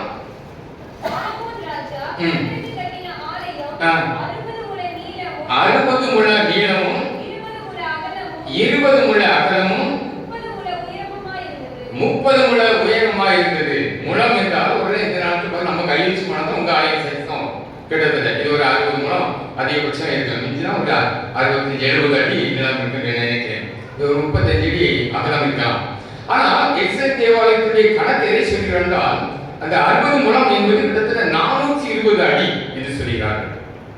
420 அடி நீளம் கொண்டது, ஒரு 210 அடி அகலம் உள்ள ஒரு பெரிய தேவாலயம். அது உயரம் கிட்டத்தட்ட 140 அடி உயரம். கோபுரம் கிட்டத்தட்ட அடி நினைக்கிறேன். அவ்வளவு உயரத்துக்கு இந்த ஆலயத்தை கட்டியிருக்காரு. மேலே தங்கத்தால் கவசம் பண்ணப்பட்ட ஆலயங்கள். கிட்டத்தட்ட இந்த தங்கத்தின் அடைகளை பற்றி நாம் பார்க்கும்போது இந்த ஆலயமானது கிட்டத்தட்ட 1,00,000 தாளம் என்பது கிட்டத்தட்ட 34 லட்சம் கிலோ என்று சொல்லப்படுகிறது. 34 லட்சம் கிலோ தங்கத்தை குமிச்சு வச்சிருந்தாங்க. ஒரு பவுனுக்கு என்ன பாடுபடுறோம் ஒரு பவுன் விலை இன்னைக்கு என்ன? 74,000 ரூபாய். ஆமா, இருக்கிறவங்க சந்தோஷமா இருக்கும், இல்லாதவங்களுக்கு ஆமா அது ஒரு பக்கம் இருக்கட்டும். ஆனா ஆண்டவர் சொல்லிடுற, ஆண்டவருக்காக இந்த ஆலயம் கட்டப்பட்டதுக்கு கொடுக்கப்பட்ட தங்கம் என்னென்றால் 34 லட்சம் கிலோ. ஆமா, அது மட்டுமல்ல, வெள்ளி மற்றும் 3,40,00,000 கிலோ அவ்வளவு வெள்ளி. அதுக்கடுத்த வெண்கலம், அந்த உள்ள ஆலய கட்டுமான பணியை பார்த்தீங்கன்னா ஒவ்வொரு தொட்டிகள் தண்ணி ஊற்றிக்கிற தொட்டிகள் வெண்கலத்தால் செய்யப்பட்டிருக்கு. அவ்வளவு பல கோடி. ஒருவேளை இன்னைக்கு இருக்கிற பெரிய உலக பணக்காரங்க எல்லாரும் கூட கட்ட முடியும். அவ்வளவு தங்கம், அவ்வளவு வெளி எல்லாம் சேர்த்து வைக்க அவ்வளவு நிறுத்த முடியாத அளவுக்கு இவ்வளவு எதுக்காக? ஆலயத்துக்காக. ஆலயம் ஏன் கஷ்டப்பட்டு கட்டணுமா? இது அவசியமா என்று பார்க்கும்போது ஆண்டவரை இதை கட்ட சொல்றாரு. புரியுதா? ஒரு இந்த ஆலயம் எதை கட்டிருக்காங்கன்னு உங்களுக்கு பார்த்தீங்கன்னா, அது 1 எங்க கட்டியிருக்கு அப்படின்னா 2 நாளுக்கும் 3 வீட்டுக்கு வாசம் பண்ணி நேரம் பார்க்கலாம். அது மோரியா மலையில் கட்டப்பட்டிருக்கு. மோரியா மலைன்னா நமக்கு தெரியும், அப்படிதானே? ஆமா, ஆபிரகாம் ஈசாக்கை பலியிட்டார். அந்த இடத்தை கூட சும்மா கட்டல, ஏதோ போனாங்க ஆலயத்தை போய் அதை கட்டினாங்க, அது எழுதப்படவில்லை. அது எழுதப்பட்ட இடம் என்ன அப்படின்னா, ஆண்டவர் தாவீது அதை 2 சாமுவேல் 24ஆம் அதிகாரம் 24ஆம் வசனத்தை வாசிக்கிறான். துட்டு கொடுத்து கரையை வாங்கிக்கிறார் அந்த இடத்தை. ஒரு களம், அந்த இடத்தை தான் தாவீதுக்கு நல்ல பிள்ளை நிறைய சத்தத்தை பார்க்கலாம். சாலமோன் அந்த இடத்தை தேர்ந்தெடுக்கிறார். ஓசியா கிட்ட புரியலா? நிறைய இடத்தை பார்த்தீங்கன்னா பட்டாக்கள் உலகத்தில் காணப்படுற நிறைய ஆலயம் சொல்லப்பட்ட காரியம் காரணத்துக்கு அரசாங்கம் சொந்தமானது என்பார்கள். அது ஒரு பக்கம் இருக்கட்டும். ஆனால் இங்கே பார்க்கிறோம், எருசலேம் தேவாலயம் கட்டப்பட்டது வாங்குறதுக்கு ரெக்கார்டு இன்னைக்கு நமக்கு பைபிள்ல இருக்கு. ஆனா அவங்க ஒரு 10 வயசுக்குள்ள இன்னைக்கு உலகத்தில் நடக்கிறாங்க. அதனால அவங்க போராடி கொண்டிருக்கார்கள். எருசலேமின் சமாதானத்துக்காக வேண்டிக்கொள்ளும். எத்தனை ஜெபிச்சுக்கோங்க, யோசிச்சு பாருங்க. ஏதோ சண்டை போட்டா நமக்கு நினைச்சுப்பாங்க தானே? ஆமா, உண்மையிலே நீங்க நல்லா இருக்கணும் அப்படின்னா ஒவ்வொரு நாளும் ஒவ்வொரு நிமிஷமும் இந்த சண்டை நடக்காத அளவுக்கு ஆண்டு ஏதாவது அவங்க காப்பாற்றணும்னு நினைக்க நம்ம ஜெபிக்கணும். காரணம் என்னன்னா, நம்முடைய முற்பிதாவாகிய ஆபிரகாமின் சந்ததி மறக்கக்கூடாது. ஆபிரகாம் நமக்கு என்ன சம்பந்தம் இருக்கு அப்படின்னு கேட்டக்கூடாது. கலாத்தியர் 2:3 அதிகாரத்தில் ஆண்டவர் 19 எழுதியிருக்கார். நம்ம யார், ஆபிரகாமுக்கு நம்ம எப்படி ரத்த சொந்தங்கிறத கலாத்தியர் 3ஆம் அதிகாரத்தை வீட்டுக்கு வாசித்து பாருங்கள். அவ்வளவு ரத்த சொந்தமான நம்முடைய சந்ததி என்பதை மறந்துவிடக்கூடாது. கடந்த நாள் கூட அவர்களுக்கு கிறிஸ்தவர்கள் ஆதரவாய்ப்பாக இருந்து அவருடைய அதிபர் அவரை சந்தோஷமாக இஸ்ரேல் நாட்டில் பிரதமர் அதை வெளிப்படுத்தினார். எதற்காக சொல்கிறேன் என்றால், நாம் அதை மறக்க முடியாது. காரணம் தான் நமக்கும் இயேசு கிறிஸ்துவுக்கும் அவருடைய வாழ்க்கைக்கும் மிகுந்த சொந்தமான இடம். அப்படிப்பட்ட இடம் விலை கிடைத்தால் வாங்கப்பட்டது. இது முழுவதுமே தங்கத்தால் மூடப்பட்டிருக்கு. அதனுடைய விளக்கம் 2 நாளும் 3ஆம் அதிகாரம் 4ஆம் அதிகாரத்தில் எப்படிலாம் கதவு அமைச்சாங்க, எப்படிலாம் நமக்கு பார்க்கலாம்.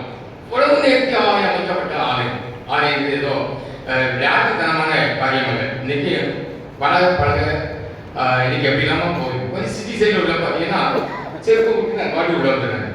அந்த ஆலயத்துடைய பரிசுத்தம்னா என்ன தெரியாம போயிடுச்சு, அப்படிதானே? ட்ரெஸ் ஒழுங்கா போட கிடையாது. கண்மூடித்தனமான வாழ்க்கை மக்கள் முகம் சுழிக்கிற அளவுக்கு ட்ரெஸ்ஸோடு உள்ள வந்து உட்கார்ந்துட்டு இருக்காங்க. இதெல்லாம் பார்க்கும்போது ஆண்டவர் பரிசுத்தம் பார்க்கிறேன். மோசை பார்த்தாரு, இப்ப நீ இருக்கிறதா பரிசுத்தமான ஒரு பூமி செருப்பு காந்தி கூட அப்படிங்கிறார், அப்படிதானே? ஆமா, என்னைக்கு தேவனை நாம் ஆராதிக்கிறோமோ அந்த இடம் நம்முடைய தேவன் நமக்கு வைக்கிற ஒரு பரிசுத்த பூமிங்கிறத மறந்துவிட்டார். அந்த இடத்துல இப்படிப்பட்ட ஒரு ஆலயம், இது நிறைய காரியங்களுக்கு நம்ம பார்த்துட்டே போன நேரம் இல்லை. ஆனா இப்படிப்பட்ட இடத்துல தான் இப்படிப்பட்ட ஒரு ஜெபத்தை சாலமோன் எழுதியிருக்கிறார். பார்க்கலாமா? 1 ராஜாக்கள் 8ஆம் அதிகாரம். இதை வைத்து சில காரியத்தை நாம் ஏகமாக சிந்திக்க முடியலாம்னு நினைக்கிறேன். 1 நாளாம் 8ஆம் அதிகாரம் 29ஆம் வசனம் எல்லாரும் இணைந்து வாசிப்போம்.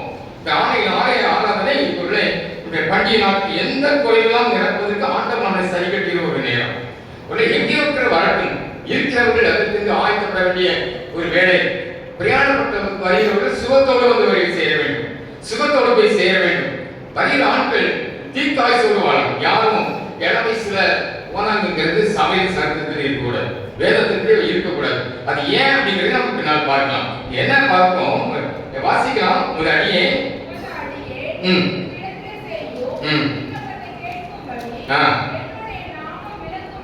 என்னுடைய நாமம் விளங்கும் என்று நீ சொன்ன ஸ்தலமாகிய இந்த ஆலயத்தின் மேல் கண்கள் இரவும் பகலும் திறந்திருப்பதாக இஸ்ரவேல் தேவனாகிய கர்த்தர் தூங்குவதும் இல்லை உறங்குவதும் இல்லை. ஆண்டுக்கு தூக்கமே கிடையாது. புரியுதா? அவருக்கு தூக்கம் தான் என்னன்னு தெரியாது, அவசியம் இல்லை. ரெஸ்ட் எடுக்க வேண்டிய அவசியம் இல்லை. காரணம் என்றால் பரலோகத்திலே ஒருவரும் சேரப்படாத ஒளியில் வாசம் செய்கிறவர். அங்கு வெயில் அடிக்காது, அங்க குளிர் அடிக்காது, அங்க ரத்த வேர்வை சிந்தி உழைக்க வேண்டிய அவசியம் இல்லை. அது ஒரு அற்புதமான இடம். அந்த இடத்துல வாசமாக இருக்கிறவர் இரவும் போது அவரு தூங்குறது இல்லையா. ஆனா எதத்தை பார்க்கும்போது இங்கிலீஷ்ல எப்படி இருக்குன்னா, முத அடியேன்னு சொல்லும்போது அந்த சாலமன் சொல்றாரு, அவ்வளவு பெரிய ராஜா, அவ்வளவு பெரிய பணக்காரர்கள், அவ்வளவு பெரிய ஞானமா கோடிக்கணக்கான லட்சக்கணக்கான மக்களை ஆட்சி செய்யறவன், பக்கத்து நாட்டுல அவன் கட்ட பயப்படுது. அவங்கள பல நாட்டுல உள்ளவங்க அப்படி ஞானத்தை விசாரிக்கப்படுறாங்க, சத்தத்தையும் பார்த்தாங்க இல்லையா. ஆனா அவர் சொல்றாரு இங்கிலீஷ் மீடியத்துல எப்படி அப்படின்னா, இவர் சர்வன்ட் அப்படின்னு சொல்லியிருக்காரு. நான் அப்படி வேலைக்காரன் கேட்கறேன்னு சொல்றேன் அப்படிங்கிறாரு. சொல்ல முடியுமா இன்னைக்கு அப்படின்னா என்ன அர்த்தம்?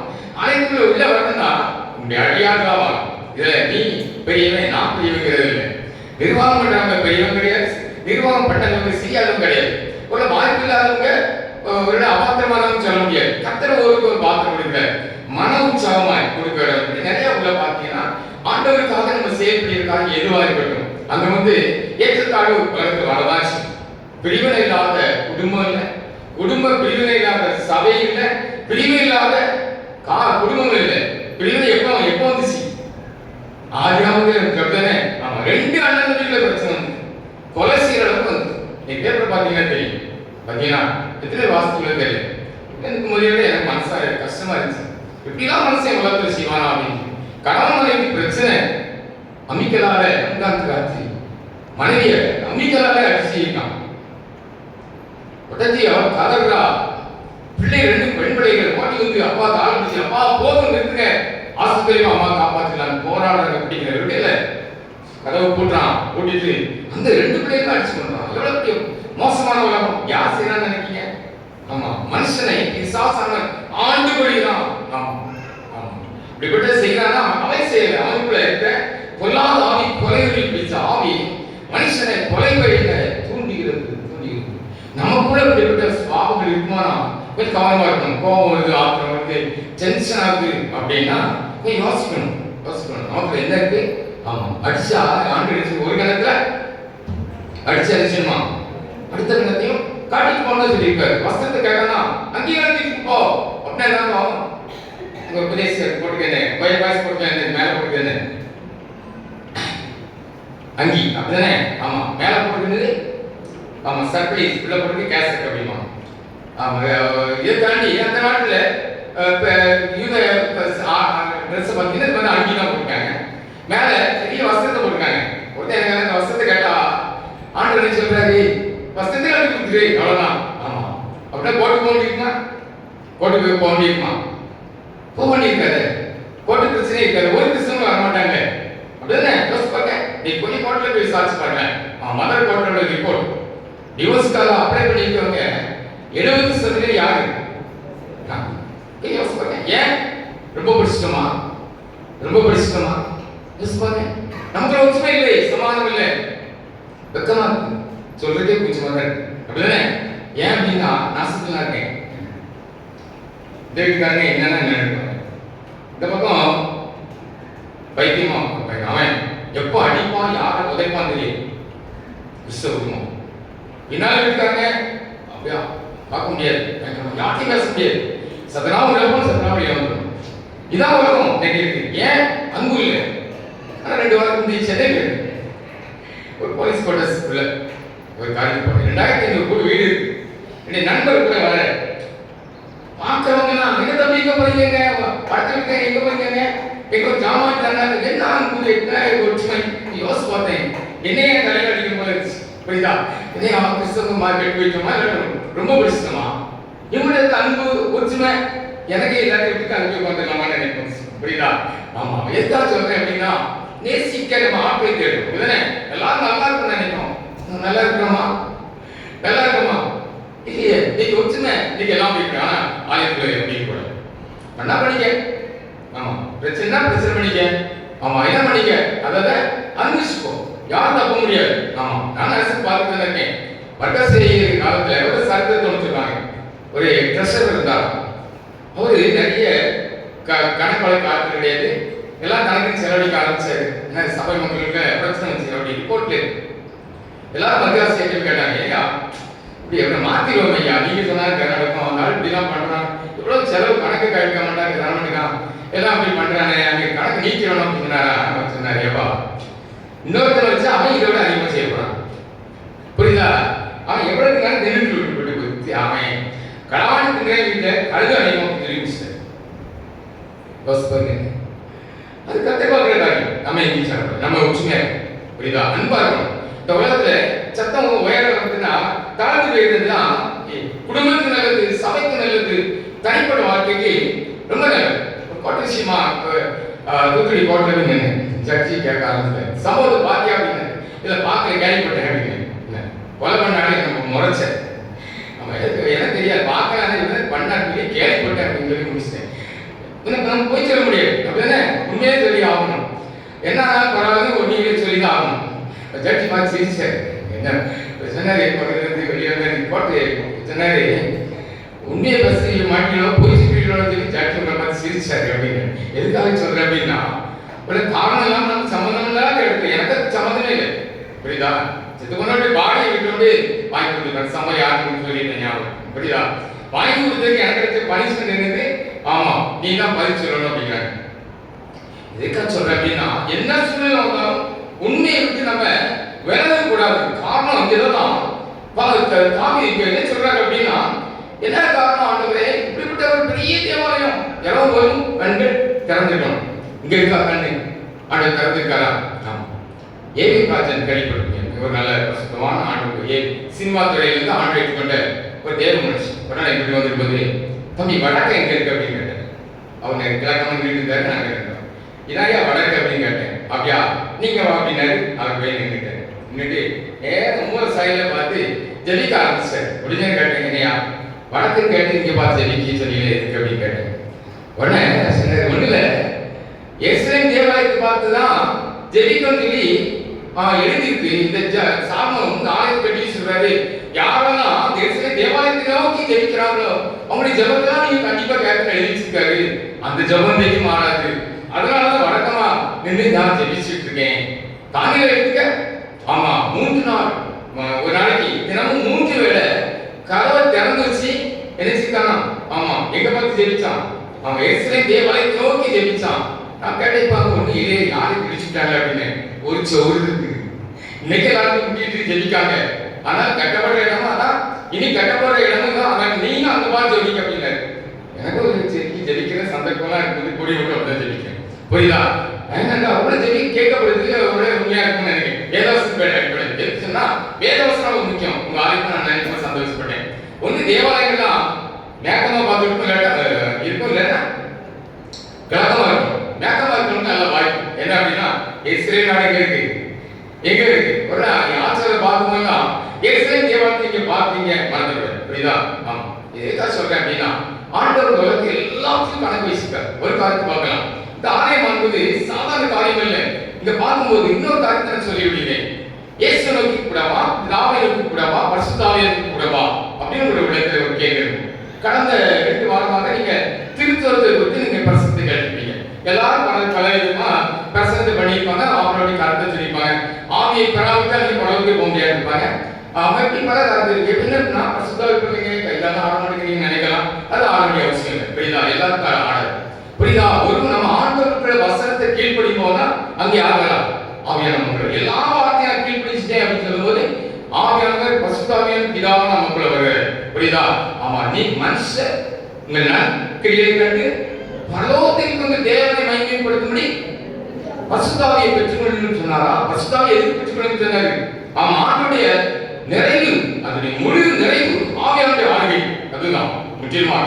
ஏதோ ஒரு நேரத்தில் மட்டும் உணர்ச்சிக்காக மட்டும் அது எழுதப்படவில்லை.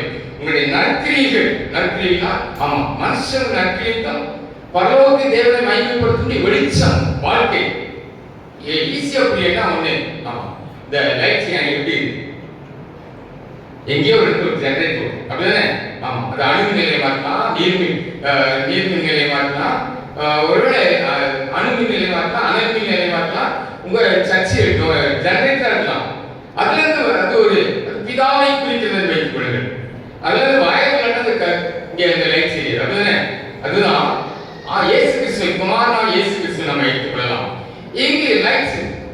பிதாவாக இருக்கிறாரு, வயதுக்கு பிரகாசிக்கு லைட்ஸ் வேணும், ஃபேன் வேணும், செயல்படுத்துறது. இதைத்தான் ஆவியானவர் உபயோகிக்கிறார். பிதாவாகி தேவன் குமாரனாகிய இயேசு கிறிஸ்து மூலமாக பரிசுத்த ஆவியின் மூலமா நம் மூலமாக வெளிப்படுத்தினார். நம்முடைய கிரியைகள் சரியாக இருக்குமானால் நீ ஆராதிக்கிற தேவன் இயேசு பெரியவர் பெரியவர் சொல்வார். சொல்ல முடியுமா? சொல்ல முடியுமா? சொல்ல முடியுமா? இன்னைக்கு யோசிச்சு பாருங்க, யோசிச்சு பாருங்க. இன்னைக்கு ஆவியானவர் இருக்காரா? யோசிச்சு பாருங்க. இன்னைக்கு வித்தியாசமா போக ஆரம்பிச்சு. நீ அன்னிபாச பேசணும், கடை பண்ணக்கூடாதான். ஆனா எங்க பேசணும்? ஏன் பேசணும்? ஒழுங்கு இருக்கு. புரியுதா? வெறும் வார்த்தையாக எதையோ சொல்லி நம்மளை மாற்றிக் கொள்கிற ஒரு வஞ்சிக்கிற காலம். கடைசி காலத்துல வஞ்சிக்கிற ஒரு உலகத்தை வந்து விட்டோம், மறந்துவிட. புரியுதா? கடைசி காலத்து முதல் அடையாளமே வஞ்சனை. வஞ்சனை நல்ல தெளிவாக தெரிஞ்சுக்கணும். ஒரு 5 நிமிஷம் எடுத்துட்டேன், நினைக்கிறேன். எதுக்காக சொன்னா வஞ்சிக்கப்பட்டுறாங்க. கைது ஆவியானவர் வழிநடத்து வரானா ஒரு பையன் எனக்கு விட்டு அனுபவம் கிடையாது. ஒரு இடத்துல கூடி ஜெபிக்கிற பையன் ஒரு 10 நிமிஷம் ஆலோசனை கொடுக்கணும்னு கேட்டாங்க. அன்னைக்கு ஆவியான கேட்க உனக்கு புரியுதா? நான் பண்ணி பார்க்க ஒண்ணு அசிங்கம் பண்ணி காட்டுறது செயற்கையான பண்ண மாதிரி இருக்கு அப்படின்னு நான் நினைச்சேன். உங்களுக்கு ஒரு சில அனுபவம் இருக்கலாம், ஒரு சிலருக்கு இருக்கலாம். உடம்பு தாங்காது, சில தவறு சொல்லவில்லை. அது ஒவ்வொருத்தருடைய அனுபவம். டேனி பிஷப் ஒரு திரைப்பட ஆர்வம் அதே சொன்னார். ஒரு தோட்டத்துல பல மரங்கள் இருக்கு, பெரிய மரம் ஆசையா, சின்ன மரம் காத்தடிக்கும் போது இருக்கு, அலக்கழிக்கப்படும். அது ஒரு விதமான, அதனால இவர் பரிசுத்தாவி பெற்றுவிட்டார், இவர் பரிசுத்தாவி இல்லை நாம் யாரையும் சொல்ல முடியாது. ஆனா அவருடைய வாழ்க்கை கிரியை இருக்கணும். பரிசுத்தாவின் எல்லா வார்த்தைக்கும் கீழ்ப்படியணும். ஜலத்தினாலும் ஆவியாலும் பெறப்பட்ட தேவனுடைய வார்த்தை பிரவேசிக்க மாட்டான். ஆவியாயும் ஜலமாயும் இருக்கிறது அவருடைய வசனங்கள். மறந்துவிட இதுதான் வார்த்தைக்கு கீழ்ப்படியல அப்படின்னா பரவாயில்லை. அதுதான் முக்கியம். புரியுதா? அவன் என்னைக்கு ஆவியாக நம்மோடு பேச முடியும், நான் பேச நினைக்கிறேன். புரியுதா? ஆவியாக பேச கொண்டிருக்கிறது மறந்துவிட. ஆவியானவர் பேசுறாரு அப்படின்னா அப்படி வார்த்தை கீழ்ப்படுகிறோம் அப்படின்னா அந்த வார்த்தை மூலமா ஆண்டவருடைய ஆசிரியர் விடுதலை உண்டாகிறது. அந்த வியாதி குணமாகிறது, அற்புதங்கள் நடைபெறுகிறது. தம்பி மாதிரி கூப்பிட்டாங்க, செய்தி கொடுக்கணும் அப்படின்னாங்க. சரி இந்த டைம் கரெக்டாக மட்டும் வந்துடுறேன், எனக்கு ஃபுல்லாக இருக்க முடியாது அப்படின்னு வந்தாங்கன்னா நம்ம போட்டு போனேன். அவங்க ஆராதனை நடந்துருச்சு. அமைதியாக ஆண்டவர் என்ன செய்ய சொல்லி கேட்டுக்கொண்டு திடீர்னு தம்பி மாதிரி இருக்கிறாங்க. நீங்களும் குழப்பக்கூடாதுன்னு சம்பவத்தை சொல்றேன். சொல்லி அந்த பையன் எனக்கு ஜெபிக்க முடியல, அமுக்குது. நீங்க கொஞ்சம் ஆவியில நீங்க துள்ளி நானும் அனகா இருக்கணும் அப்படின்னா எனக்கு அப்படி துள்ளி பழக்கம் இல்லை, அனகா இருக்கு பழக்கம் இல்லை. என்னமோ ஆண்டு வார்த்தை கீழ்ப்பிடிக்கிறானா இருக்கிற ஒன்றுதான் எனக்கு. அப்போ அசியா எனக்கு என்னடா அப்படி சொல்றாங்க. சரி தம்பி என்ன செய்யணும் அப்படின்னு கேட்டேன். ஆவியால் ஒரு அனகாய் நிரப்பணும் அப்படின்னாங்க. கொஞ்சம் பயங்கர இருந்தாங்க. நடந்த சுத்தி அது ஒரு நேரத்தில் 6 அடைச்சி ஆறு போட்டுறேன். புரியுதா? சுத்தி மட்டை அடைச்சி ஆண்டவரே இது உண்மையாக இந்த இடத்தில் இருக்கிறது என்பதை இந்த அருமையான தம்பிமார் காண செய்வாண்டவரே அப்படின்னு அவ்வளவுதான். ஒத்தனையா பட்டெல்லாம் டமாட்டிமார் நுழைந்து நடந்த சம்பவம் பார்க்க ஆண்டவர் அத்தனையா இறங்கினான். தம்பிமார் நேசத்துக்கு வேணா ஆழ்த்துறேங்க. புரியுதா? ஆமா, அதுல சிறுவருடைய அந்தோணி புரியுதா? புரியுதா? ஆமா ஏன் சொல்றேன் அப்படின்னா ஆக ஆண்டவர் ஒரு மனுஷன் நிரப்புனாரு, அக்னி இறப்புனாரு தாங்க முடியாது. அது ஒரு பக்கம். எதற்காக சொல்றேன் அப்படின்னா ஆண்டவர் சில நேரத்துல நம்ம மறைத்து செயல்படுவார். நம்ம மறைத்து ஜனங்களுக்கு புரியாத புதிரா இருக்கலாம், அதை பற்றி நமக்கு தேவை. ஆனா அவங்க என்ன பார்த்து ஒரு தேவனுடைய மனுஷன் சொல்லி கை நீட்டி குறை சொல்லாத அவங்க நடந்துக்கணும். அதே தான் இந்த சாலமோன் சொல்லிட்டார், ஆண்டவரே ஜெபம் நீங்க கேட்கப்படணும் அப்படிதானே. ஒரு 7 காரியத்தை சொல்லியிருக்கேன். வேகமா தலையகத்தை மட்டும் நான் சொல்லிட்டு முடிச்சு நான் நினைக்கிறேன். என்ன அப்படின்னா 7 காரியம் கேட்டுருக்கீங்களா? நல்லதே வாசிருங்க. 1 ராஜாக்கள் 8:30 சொல்லிடுறாரு. அந்த ஆலயத்துல ஏற்பட்டப்போ எங்க சபைக்கு இஸ்ரேல் ஜனங்களுக்கு வேணும். தப்பு பண்ணுவான், ஏதாவது தப்பு பண்ணிட்டா மன்னிப்பு எப்படியாவது கொடுத்துருங்க அப்படிங்கிறது அந்த ஆலயம். புரியுதா? ஏசாயா 1 ராஜாக்கள் 8:30 அர்த்தம் எனக்கு விளக்க பார்த்து இஸ்ரேல் ஜனங்கள் ஏதாவது தப்பு பண்ணிட்டாங்கன்னா மன்னிப்பு கொடுத்துருக்காங்க. அதுதான் மறந்துடுறாங்க. நாளைக்கு வந்து ஏதோ மனசு குழப்பமா இருக்கு, ஏதோ தப்பு பண்ணிட்டீங்க, எனக்கு நல்லா பிடிக்காங்க. ராத்திரி ஜோபன் ரொம்ப போராடி. ஆமா, ஒருத்தர் வந்து கேட்கறான், 2 நாளைக்கு தான் குருபா கொடுத்தேன், நேற்று வந்துட்டு சாப்பிட்டதான் பண்ண போன தினம் வந்து விரட்டி விட்டேன். ஜெபிக்க முழங்க ஆண்டுருந்தாரு கொடுத்து தொலைச்சிக்கலாம்ப்பா. அவன் வந்து என்ன சொல்லிப்போம், ஊழிய குச்சிலாம் பிரசனம் பண்றான், 10 சாப்பாடு காசு தரலன்னு சொல்லிப்பாண்டா அப்படின்னு தேடி பார்க்க நினைச்சு காலையில் டைம் எக்ஸ்ட்ரா வரேன்னா ஆண்டவர் ஏதோ தப்பு பண்ணிட்டு இருக்கேன் மன்னிப்பு கேட்டு போராடி சில நேரத்தில் அப்படி நடந்துக்கலாம். புரியுதா? என்ன தப்பு நடந்தாலும் சரி ஒரு பாவம் செய்யாத நீதிமான் ஒருவனும் இல்லையே அப்படின்னு சொல்லி எங்க எழுதிருக்கு. ஒண்ணு இதே அதிகாரம் 46 வாசிக்கு 8:46. பாவம் செய்யாத மனுஷன் இல்லையே. ஏன்?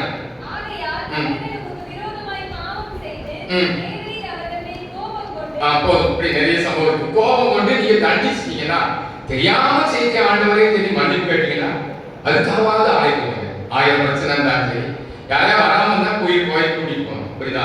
ஆலயத்துக்கு போறதுல ஒரு பெரிய ஆசீர்வாதம். இந்த ஆலயத்துல வந்து நீ ஆண்டவரே பாவத்தை மன்னிங்கன்னா ஒருத்தரையும் ஆண்டவருக்கு அனுப்ப மாட்டேன். இந்த ஆலயம் வருஷம் அன்னைக்கும் இந்த வசனத்தை வாசிப்பாங்க. இப்படி மறந்துடாங்க. இங்க எழுதப்பட்டும் விண்ணப்பத்துக்கு ஆண்டவர் பதிவு செய்யன்னு சொல்லி அவங்க மண்டபத்துல இருந்து ஜெபிச்சுதான் உள்ள வந்துருப்பாங்க. அதனால அந்த வார்த்தை மட்டும் மாறாது. எல்லாம் மாறி இருக்கலாம். ஆனா மாறாது. நீ செய்த பாவம் மாறாது, எல்லாம் பத்திரப்பட்டு இருக்கும். அதே மாதிரி ஆண்டவருக்காக வார்த்தை செய்கிற நற்கிரியில் ஒண்ணும் மாறாது. இது ஆண்டவர் அதனால மன்னிப்பு பற்றி சொல்கிற அறிவான இடம். இரண்டாவது என்ன அப்படின்னா 8:32 செய்கிறதற்கான நீதி உண்டுங்கிறத இந்த ஆலயம் கற்றுக் கொடுக்கும். மறந்துறாங்க. யார் மூலமாகவோ ஆண்டு தேவ பிள்ளை மூலமாக ஒரு யார் என்ன கொண்ட அடிமையை கொண்டு ஆண்டு சிலத்தை வெளிப்படுத்துவார். பண்ணாத, தப்பு பண்ணாத, வாங்கி விட்டாத ஆண்டு சொல்லிட்டே இருப்பார். என்ன அப்படின்னா மனுஷன் செய்த நன்மையான காரியங்கள் தீமையான காரியத்துக்கும் தேவனிடத்தில் கணக்கு கொடுத்துதான் ஆகணும். யாரும் தப்ப முடியாது, தப்பு பண்ண முடியாது. 1000 தப்பு பண்ணிட்டு இங்க பர்சன்ட் பண்ணிட்டு தான் ஆகவே இருக்கா, அடிபட்டு தான் சாகும். புரியுதா? இதுக்காக சொல்ல அப்படின்னா பயத்துடனே கர்த்தரை சேவியுங்கள், நடுக்கத்தோட கடிக்கணும். ஆலயத்துல வந்து பண்டிகை கொண்டாட கூட ஒரு பயம் இருக்கணும். எங்க யார் இருக்கா? யாரும் இல்லைன்னு மட்டும் நினைச்சாரு. 3 பேர் இருக்காங்க. யாரா இருக்கா? பிதா இருக்காங்க, குமாரன் இருக்காங்க, ஆவியானவர் இருக்காங்க. கூட நம்ம வேத பைபிளே இல்லை. ஆர்சி வேதம் ரொம்ப தெளிவா இருக்கு. அதையும் எழுதிச்சுக்கே வாசிக்கிறேன். அது 1 அரசர் ஆகணும் 8:29 இருக்கு. டிரான்ஸ்லேஷன்ல சில குழப்பங்கள் இருக்கு. ஆனா நம்முடைய இதுல விடுபட்டு இருக்கு.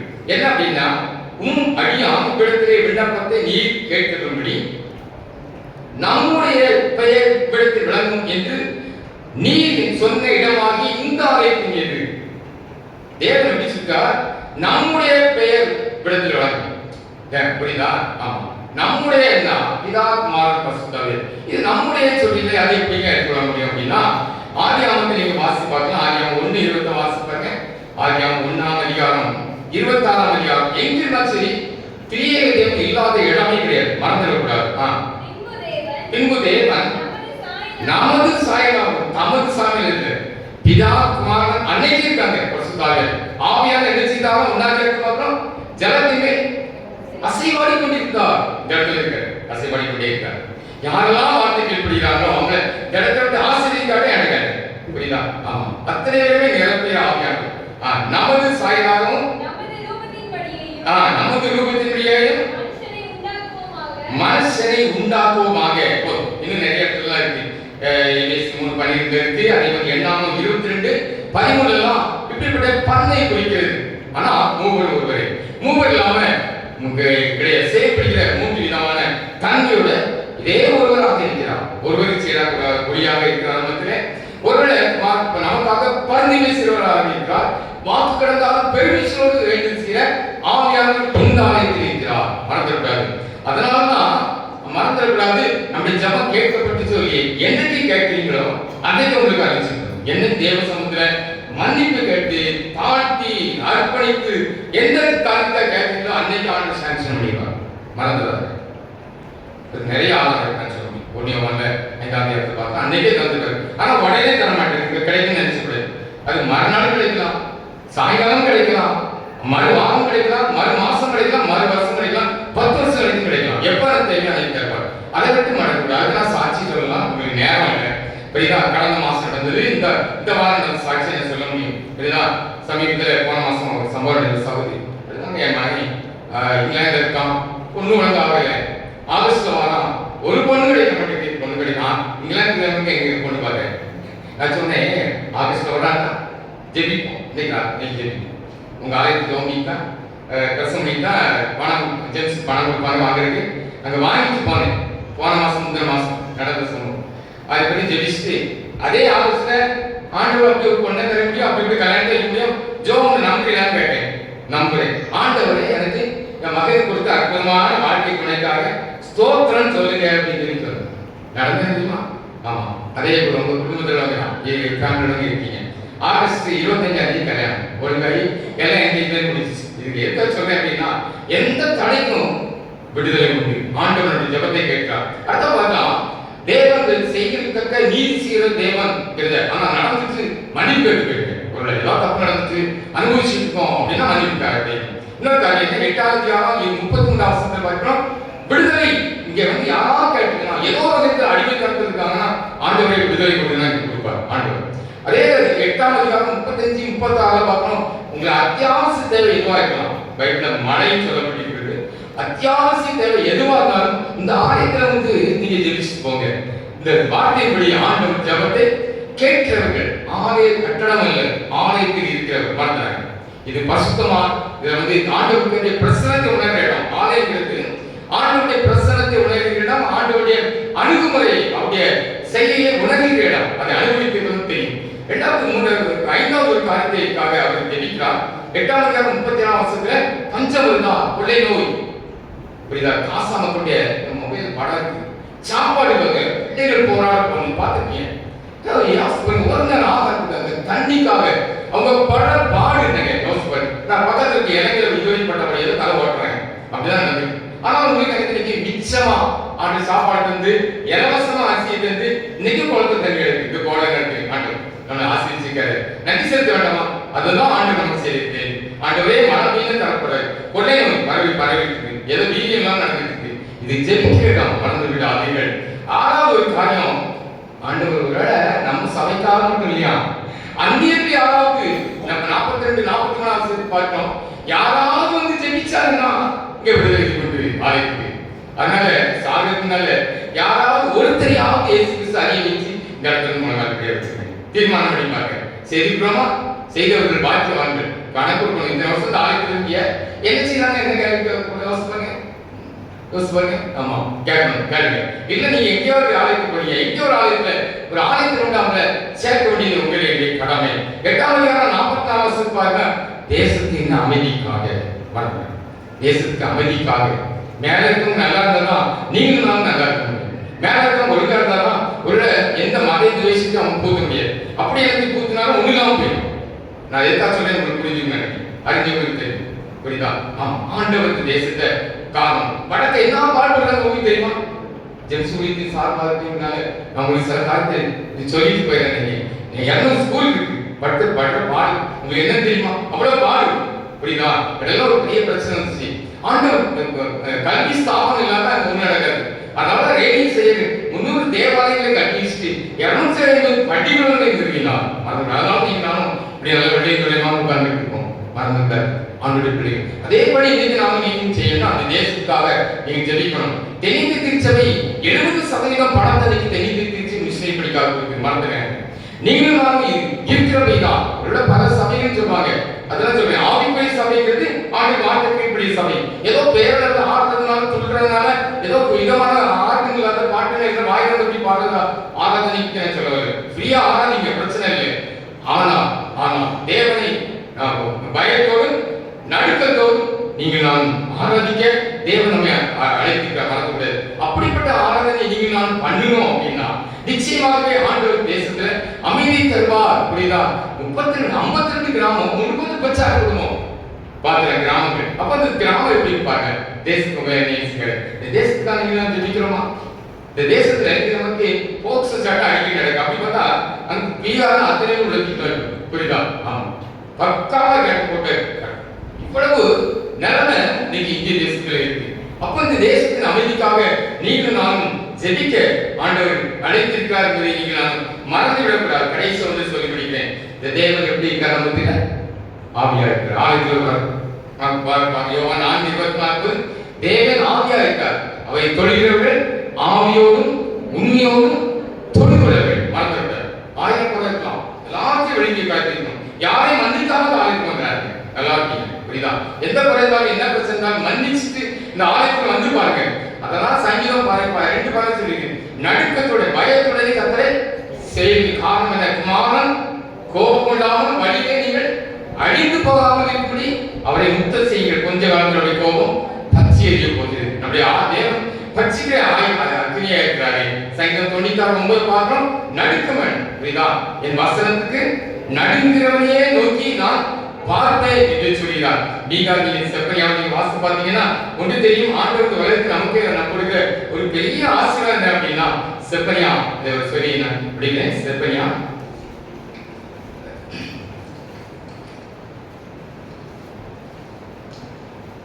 ஒரு சாதாரண காரியமா இருக்கலாம், நாம் அதை சாதாரண எடுத்துக்கொள்ளக்கூடாது. ஆண்டவர் அந்த விஷயத்தை நம்மளுக்கு எதிர்பார்க்கிறார். 1088 3ஆம் அதிகாரம் 18 வாசிகள். செப்பனியா, கர்த்தர் உன்னை உன் ஆக்கினைகளை அகற்றி உன் சத்துருக்களை விலக்கினார். இஸ்ரவேலின் ராஜாவாகிய கர்த்தர் உன் அருகிலே இருக்கிறார், இனி தீங்கை காணாதிருப்பார். நாளைக்கு நீங்க ஜெபிச்சீங்கன்னா இந்த வருஷம் முழுசும் பிள்ளைகள் எங்கேயுமே தொழில் பண்ணாலும் சரி, எங்கிருந்தாலும் சரி, புரியுதா, ஃபைனான்ஸ் இல்லையா, கடன் இருக்கா, இந்த ஆலயத்தில் வந்து மனகால் போட்டு பொருத்தனையோடு பண்ணிட்டு போங்க. ஆமா, அப்புறம் அன்னைக்கு என்ன பொருத்தனை உங்களால் பண்ண முடியுமோ முடிஞ்சதை தேவ சமூகத்தில் வச்சுட்டு பொருத்தனை பண்ணிட்டு ஜெபிச்சுட்டு போங்க. அடுத்த பிரசை ஆராதனை கர்த்தர் அற்புதத்தை செய்யறாரா இல்லையா என்பதை நீங்களுடைய வாழ்க்கையை தெளிவாக அறிந்து கொள்ளலாம். இனி காணாது இருப்பார்.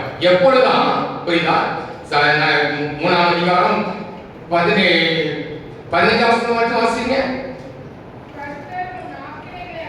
ஆ ஆ 13 வசனம்.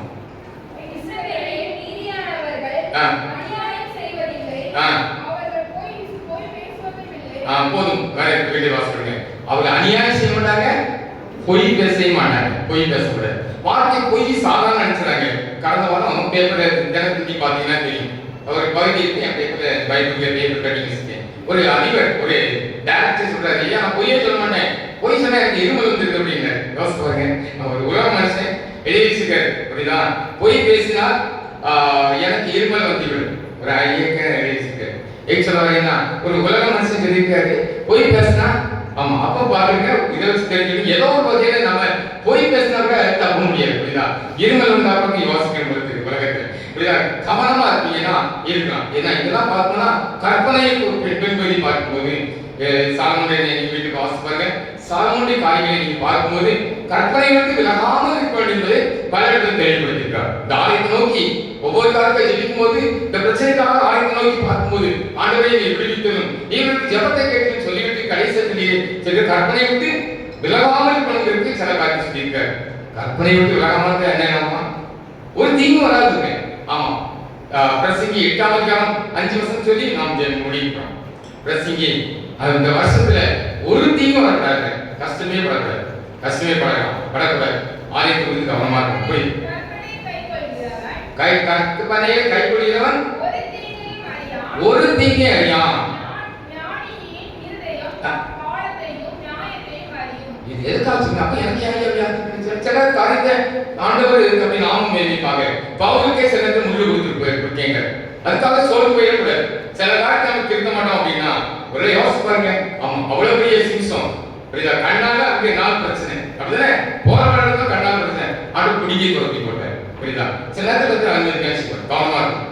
கண்ணை குடி போற அளவுக்கு நம்ம இடம் கொடுக்கூடாது. ஆண்டு நமக்கு கொடுத்த சந்தர்ப்பத்தை தேவ சமூகத்துல காத்திருந்து ஆண்டவர் நமக்கு ஆண்டு எவ்வளவு வச்சிருக்காரு, பொண்ணை வச்சிருக்காரு, வெள்ளி வச்சிருக்காரு, எல்லாம் திருப்தியா வச்சிருக்காரு. இந்த அத்தனையும் ஆண்டவரை எழுதி காரியத்தை நடத்தக்கூடிய ஆண்டவர்களுக்கு கிருபிச்சு வராங்க. கத்தடை நாம மேம்படுத்ததாக அவருக்கே மகிமைண்டாங்க. ஆமாம். காணிக்கப்போவதாக நாம் யாவரும் எழுந்து நின்று ஆராதனை கீதங்கள் 91, இரண்டாம் கீதம் 201, கிறிஸ்தவ கீர்த்தனை 94. ஆராதனை கீதங்கள் 91, இரண்டாம் கீதம் 201, கிறிஸ்தவ கீர்த்தனை 94. இயேசுவின் நாமமே திருநாமம் முழு இருதயத்தால் தொழுவோம்.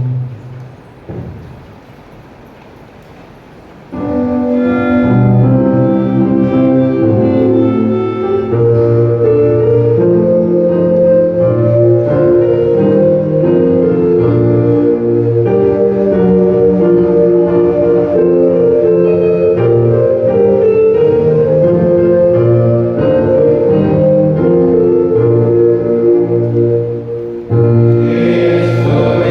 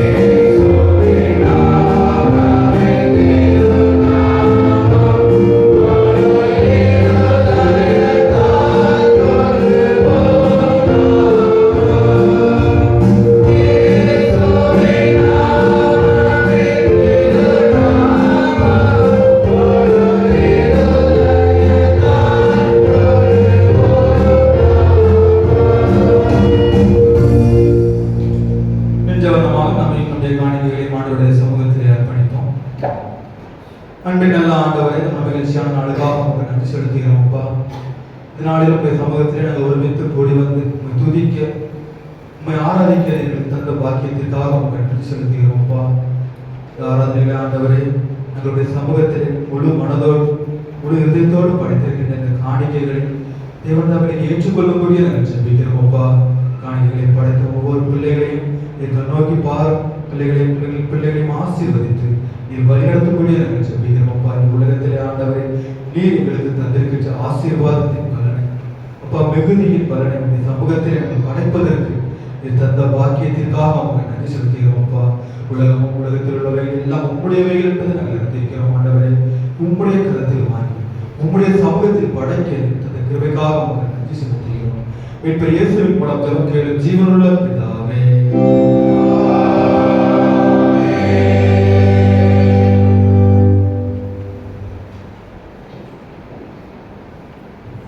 யாவரும் முழங்கால் படியிட்டு பொதுவான சோஸ்திர ஜெபத்தை சேர்ந்து எடுப்போம். ஆராதனை கீதங்கள் 521வது பக்கம்.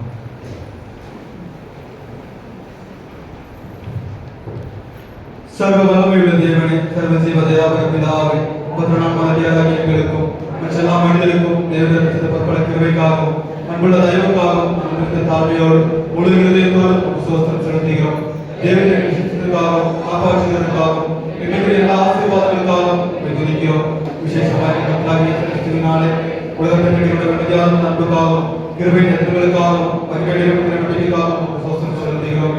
நாங்கள் உண்மையாய் நெஞ்செழுதியவர்களாக இருக்கவும் ஒப்புக் கொடுத்து எங்கள் வாழ்நாள் எல்லாம் முன்பாக பரிசுத்தமும் நீதியும் உள்ளவர்கள் நடக்கவும் எங்கள் வார்த்தையினாலே மாத்திரமல்ல எங்கள் நடக்கையினாலும் பிரஸ்தாபப்பட்டது செய்ய வேண்டும் என்று கர்த்தராகிய கிறிஸ்து மூலமாய் வேண்டிக் கொள்கிறோம். அவருக்கும் தேவனுக்கும் பரிசுத்தாவிக்கும் எல்லா மேன்மையும் சதா காலங்களிலும் உண்டாவதாக. ஆமென். துதிகளின் மத்தியில் வாசம் பண்ணுகிற எங்கள் அன்பின் நல்ல தேவனே, இந்த மகிமையான வேலைக்காக உங்களுக்கு நன்றி செலுத்துகிறோம் அப்பா. 2 3 கூடுகிற இடத்திலே நான் இருப்பேன் என்று சொன்னது போல ஆண்டவரே, எங்கள் மத்தியிலே பிரசன்னராய் வீற்றிருக்கிற உங்களுக்கு நாங்கள் நன்றி செலுத்துகிறோம் ஆண்டவரே. எங்களோடு உலாவுகிற தேவனாய் உடைய பிள்ளைகளை ஒவ்வொருவரையும் ஆசீர்வதிக்கும்படியாக நாங்கள் ஜெபிக்கிறோம் அப்பா. இந்த நாளிலும் உடைய பிள்ளைகள் எந்த மகாந்திரத்தோடு உடைய சமூகத்தில் கூடி வந்து உம்மை நோக்கி முழங்கால் படியிட்ட ஆண்டவர் தங்கள் ஜெபங்களை எடுத்துக் கொண்டிருக்கிறார்கள் என்பதை தேவன் நீ அறிந்திருக்கிறீர்கள் என்று விசுவாசிக்கிறோம் அப்பா. எங்கள் உள்ளி தெரிகளை ஆராய்ந்து அறிகிற தேவன் ஆண்டவரே, நீங்கள் சொல்வதற்கு முன்னதாகவே எங்கள் தேவைகள் என்ன என்பதை நீங்கள் அறிந்திருக்கிறீர்கள் என்று விசுவாசிக்கிறோம் ஆண்டவரே. எங்கள் முழுவதுமாக உடைய கரத்தில் அர்ப்பணிக்கிறோம் அப்பா. நீரே உடைய பிள்ளைகள் ஒவ்வொருவரையும் உடைய கரத்தில் ஆசீர்வதித்து வழிநடத்தும்படி நாங்கள் ஜெபிக்கிறோம் அப்பா. உண்மையோடு நாங்கள் உங்களுக்கு ஆராதனை செய்ய எங்களுக்கு தந்திருக்கின்ற இந்த பரிசுத்த கரத்திற்காக உங்களுக்கு நன்றி செலுத்துகிறோம் அப்பா. அநேக இடங்களில் ஆண்டவரே உம்மை தொழுது கொள்வதற்கு உமக்கு ஆராதனை செய்வதற்கு ஏற்ற சூழ்நிலை இல்லாத போதிலும் ஆண்டவரை நீர் எங்களுக்கு கிருபையாய் தந்திருக்கின்ற இந்த வேலைக்காகவும் கிருபையாய் தந்திருக்கின்ற இந்த ஆலயத்திற்காகவும் ஆண்டவரை கிருபையாய் உண்மை தொழுது கொள்ள எங்களுக்கு தந்திருக்கின்ற பாக்கியத்திற்காகவும் நாங்கள் உங்களுக்கு நன்றி செலுத்துகிறோம் அப்பா. ஆண்டவரே, ஆகாயத்தின் பறவைகளை காட்டிலும் நாங்கள் விசேஷித்தவர்கள் என்பதை அறிந்திருக்கிறோம் அப்பா. உம்முடைய கண்களுக்கு முன்பாக அப்பா உண்மையும் நீதியும் உள்ளவர்களாக நாங்கள் நடப்பதற்கு கிருபை செய்யும்படி நாங்கள் ஜெபிக்கிறோம் அப்பா. உம்முடைய சாயல் உம்முடைய சுவாசத்தை பெற்றுக் கொண்டிருக்கின்ற நாங்கள் உம்முடைய சித்தத்தை நிறைவேற்ற உம்முடைய சத்தத்திற்கு எங்கள் செவிகளை சாய்க்க ஆண்டவரே அனுதினமும் உமக்கு பிரியமான காரியங்களை செய்து உம்முடைய கண்களுக்கு முன்பாக ஆண்டவரே எங்கள் உண்மையும் நீதியும் உள்ளவர்களாக நடந்து உம்முடைய சித்தத்தை நிறைவேற்ற எங்களுக்கு கிருபை செய்யும்படி நாங்கள் ஜெபிக்கிறோம் அப்பா. நாளிலும் ஆண்டவரே உடைய சமூகத்தில் கூடி வந்திருக்கின்ற உடைய பிள்ளைகளை கருத்தில் அர்ப்பணிக்கிறோம். சபையின் சிறியவர்கள் முதற்கொண்டு பெரியவர்கள் வரை உடைய பிள்ளைகளின் ஒவ்வொருவரையும் நீர் ஆசீர்வதிக்கும்படி நாங்கள் ஜெபிக்கிறோம் அப்பா. ஆண்டவரே ஆபிரகாமோடும் ஈசாக்கோடும் யாக்கோபோடும் வழிநடத்திய தேவன் இந்த நாளில் ஆண்டவரே உடைய பிள்ளைகள் ஒவ்வொருவரோடும் வழிநடத்தக்கூடிய நாங்கள் ஜெபிக்கிறோம் அப்பா. என் தேவனோடு இருக்கும் பொழுது என்னை எதிர்த்து நிற்பவன் யார் என்று விசுவாசத்தோடு உலக வாழ்வில் நாங்கள் கடந்து செல்ல கிருபை செய்யும்படி நாங்கள் ஜெபிக்கிறோம் அப்பா. இந்த நாளில் ஆண்டவரே மாணவர்கள் ஞாயிறாக ஆசரிப்பதற்கு என் தந்த கிருபைக்காக உங்களுக்கு நன்றி செலுத்துகிறோம் அப்பா. மாணவர்கள் ஒவ்வொருவரையும் இந்த கருத்தை அர்ப்பணித்து ஜெபிக்கிறோம் அப்பா. புதிய கல்வியாளிக்குள்ளாக செஞ்சிருக்கின்ற பிள்ளைகளை எனக்கு நோக்கி பாரு ஆண்டவரே. படிப்படை தேவையான எல்லா ஞானங்களையும் தேவன்தாமே பாரத்திலிருந்து பிள்ளைகளுக்கு கட்டளையிடும்படியா நாங்கள் ஜெபிக்கிறோம் அப்பா. சாலமோன் கேட்ட பொழுது கேட்டதற்கும் அதிகமான ஞானத்தை ஆண்டவரே உங்களுடைய பிள்ளைகளுக்கு அருளியது போல இந்த நாளில் ஆண்டவருடைய பிள்ளைகள் உம்மிடத்திலே கேட்டு எங்களுக்கு தேவையான எல்லா ஞானங்களையும் பெற்றுக்கொள்ள கிருபை செய்யும்படி நாங்கள் ஜெபிக்கிறோம் அப்பா. கேட்கிற எவன் பெற்றுக்கொள்வான் என்று சொன்னது ஆண்டவரே, இந்த நாளிலே உம்முடைய சமூகத்தில் நாங்கள் கேட்கவும் உம்முடைய சமூகத்தை கட்டவும் எங்களுக்கு கிருபை செய்யும்படி நாங்கள் ஜெபிக்கிறோம் அப்பா. முதலாவது உடைய ராஜ்யத்தையும் உடைய நீதியும் கேட்கிறது, அப்பொழுது வேலையெல்லாம் கொடுக்கப்படும் சொன்னது ஆண்டவரே. முதலாவதாக உம்முடைய ராஜ்யத்துக்குரிய இந்த உலகத்திலே தேடி பெற்றுக்கொள்ள நம்முடைய வருகை சமீபமாக இருக்கிறது என்பதை நாங்கள் அறிந்திருக்கிறோம் ஆண்டவரே. ஒவ்வொரு நாளும் உடைய வருகைக்கு நாங்கள் ஆயத்தப்படவும் மற்றவர்களை ஆயத்தப்படுத்தவும் எங்களுக்கு கிருபை செய்யும்படி நாங்கள் ஜெபிக்கிறோம் அப்பா. இந்த உலகத்தில் ஆண்டவரே உடைய பிள்ளைகளாகி நாங்கள் படைக்கப்பட்டதற்கான நோக்கத்தை அறிந்து உணர்ந்து செயல்படுகின்ற பிள்ளைகளாக உடைய மந்தையில் அநேக ஆத்மாக்களை கூட்டி சேர்ப்பதற்கு கிருபை செய்யும்படி நாங்கள் ஜெபிக்கிறோம் அப்பா. விசேஷமாக ஆண்டவரே கிருபையாக எங்களுக்கு தந்திருக்கின்ற ஆலயத்திற்காக செலுத்துகிறோம் அப்பா.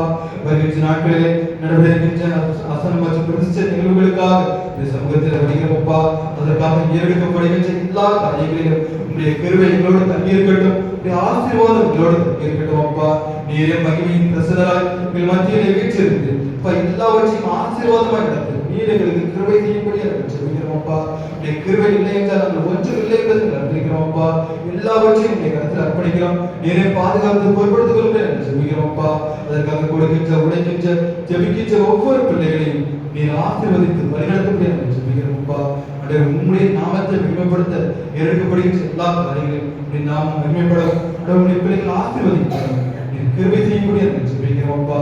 இந்த பரிசுத்த நாளில் ஆண்டவரே பரிசுத்த இதயத்தோடு உங்களுடைய சமூகத்தில் வந்து உம்மை பணிந்து கொள்ள இந்த நாளில் ஆண்டவரை பரிசுத்தத்தை காத்து நடப்பதற்கு உங்களுடைய வசனத்தினாலும் உங்களுடைய வார்த்தையினாலும் எங்களை தேர்ச்சியதற்காக நன்றி செலுத்துகிறோம் அப்பா. நாங்கள் அன்னதினமும் கேட்கின்ற உடைய வார்த்தைகள் தியானிக்கின்ற உடைய வசனங்கள் ஆண்டவரே எங்கள் வாழ்விலை பலனற்று கொள்வாதபடி அன்னதினம் உடைய வார்த்தைகள் ஆசீர்வதிக்கப்பட நீர் எங்களுக்கு கிருபை செய்யும்படி நாங்கள் ஜெபிக்கிறோம் அப்பா. உடைய வசனம் கிடைக்காமல் போகும் காலம் வரும் என்பதை நாங்கள் அறிந்திருக்கிறோம் ஆண்டவரே. உடைய வசனத்தினால் நாங்கள் எப்பொழுதும் ஆசீர்வதிக்கப்பட்ட பிள்ளைகளாக உம்முடைய பரிசுத்த ஜனமாக பல காலம் உள்ளபோது அதை பிரயோஜனப்படுத்திக் கொள்ள நீர் எங்களுக்கு கிருபை செய்யும்படி நாங்கள் ஜெபிக்கிறோம் அப்பா. இதனாலும் ஆண்டவரே எங்கள் முழுவதுமாக உடைய கருத்தில் தருகிறோம். ஆண்டவரே எங்களுடைய இளம் வயது முதிர் வயது உமக்கு கனி கொடுக்கின்ற பிள்ளைகளாக நல்ல கனிகளை கொடுத்து உடைய மாதிரிகளை காண்பிக்கின்ற பிள்ளைகளாக நாங்கள் வாழ வளர கிருபை செய்யும்படி நாங்கள் ஜெபிக்கிறோம் அப்பா. இந்த நேரத்தை ஆண்டவருடைய கருத்தில் அர்ப்பணிக்கிறோம். நீரை பாதுகாத்து பொறுப்படுத்த வழிநடத்தி நாங்கள் ஜெபிக்கிறோம் அப்பா. துதி கனம் மகிமை எல்லாவற்றையும் உமக்கே செலுத்துகிறோம். மீட்பர் இயேசுவின் மூலம் ஜெபங்கள் ஜீவனுள்ள பிதாவே.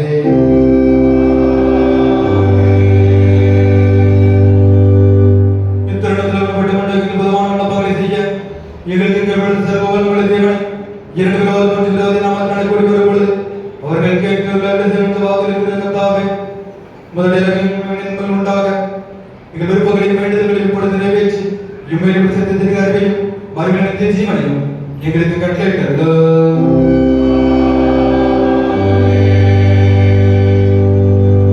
நம்முடைய கர்த்தராகிய கிருபையும் பிதாவாகிய தேவனுடைய அன்பும் பரிசுத்த ஐக்கியமும் நம் அனைவரோடும் என்றும் என்றும் சதா காலம் தங்கியிருப்பதாக.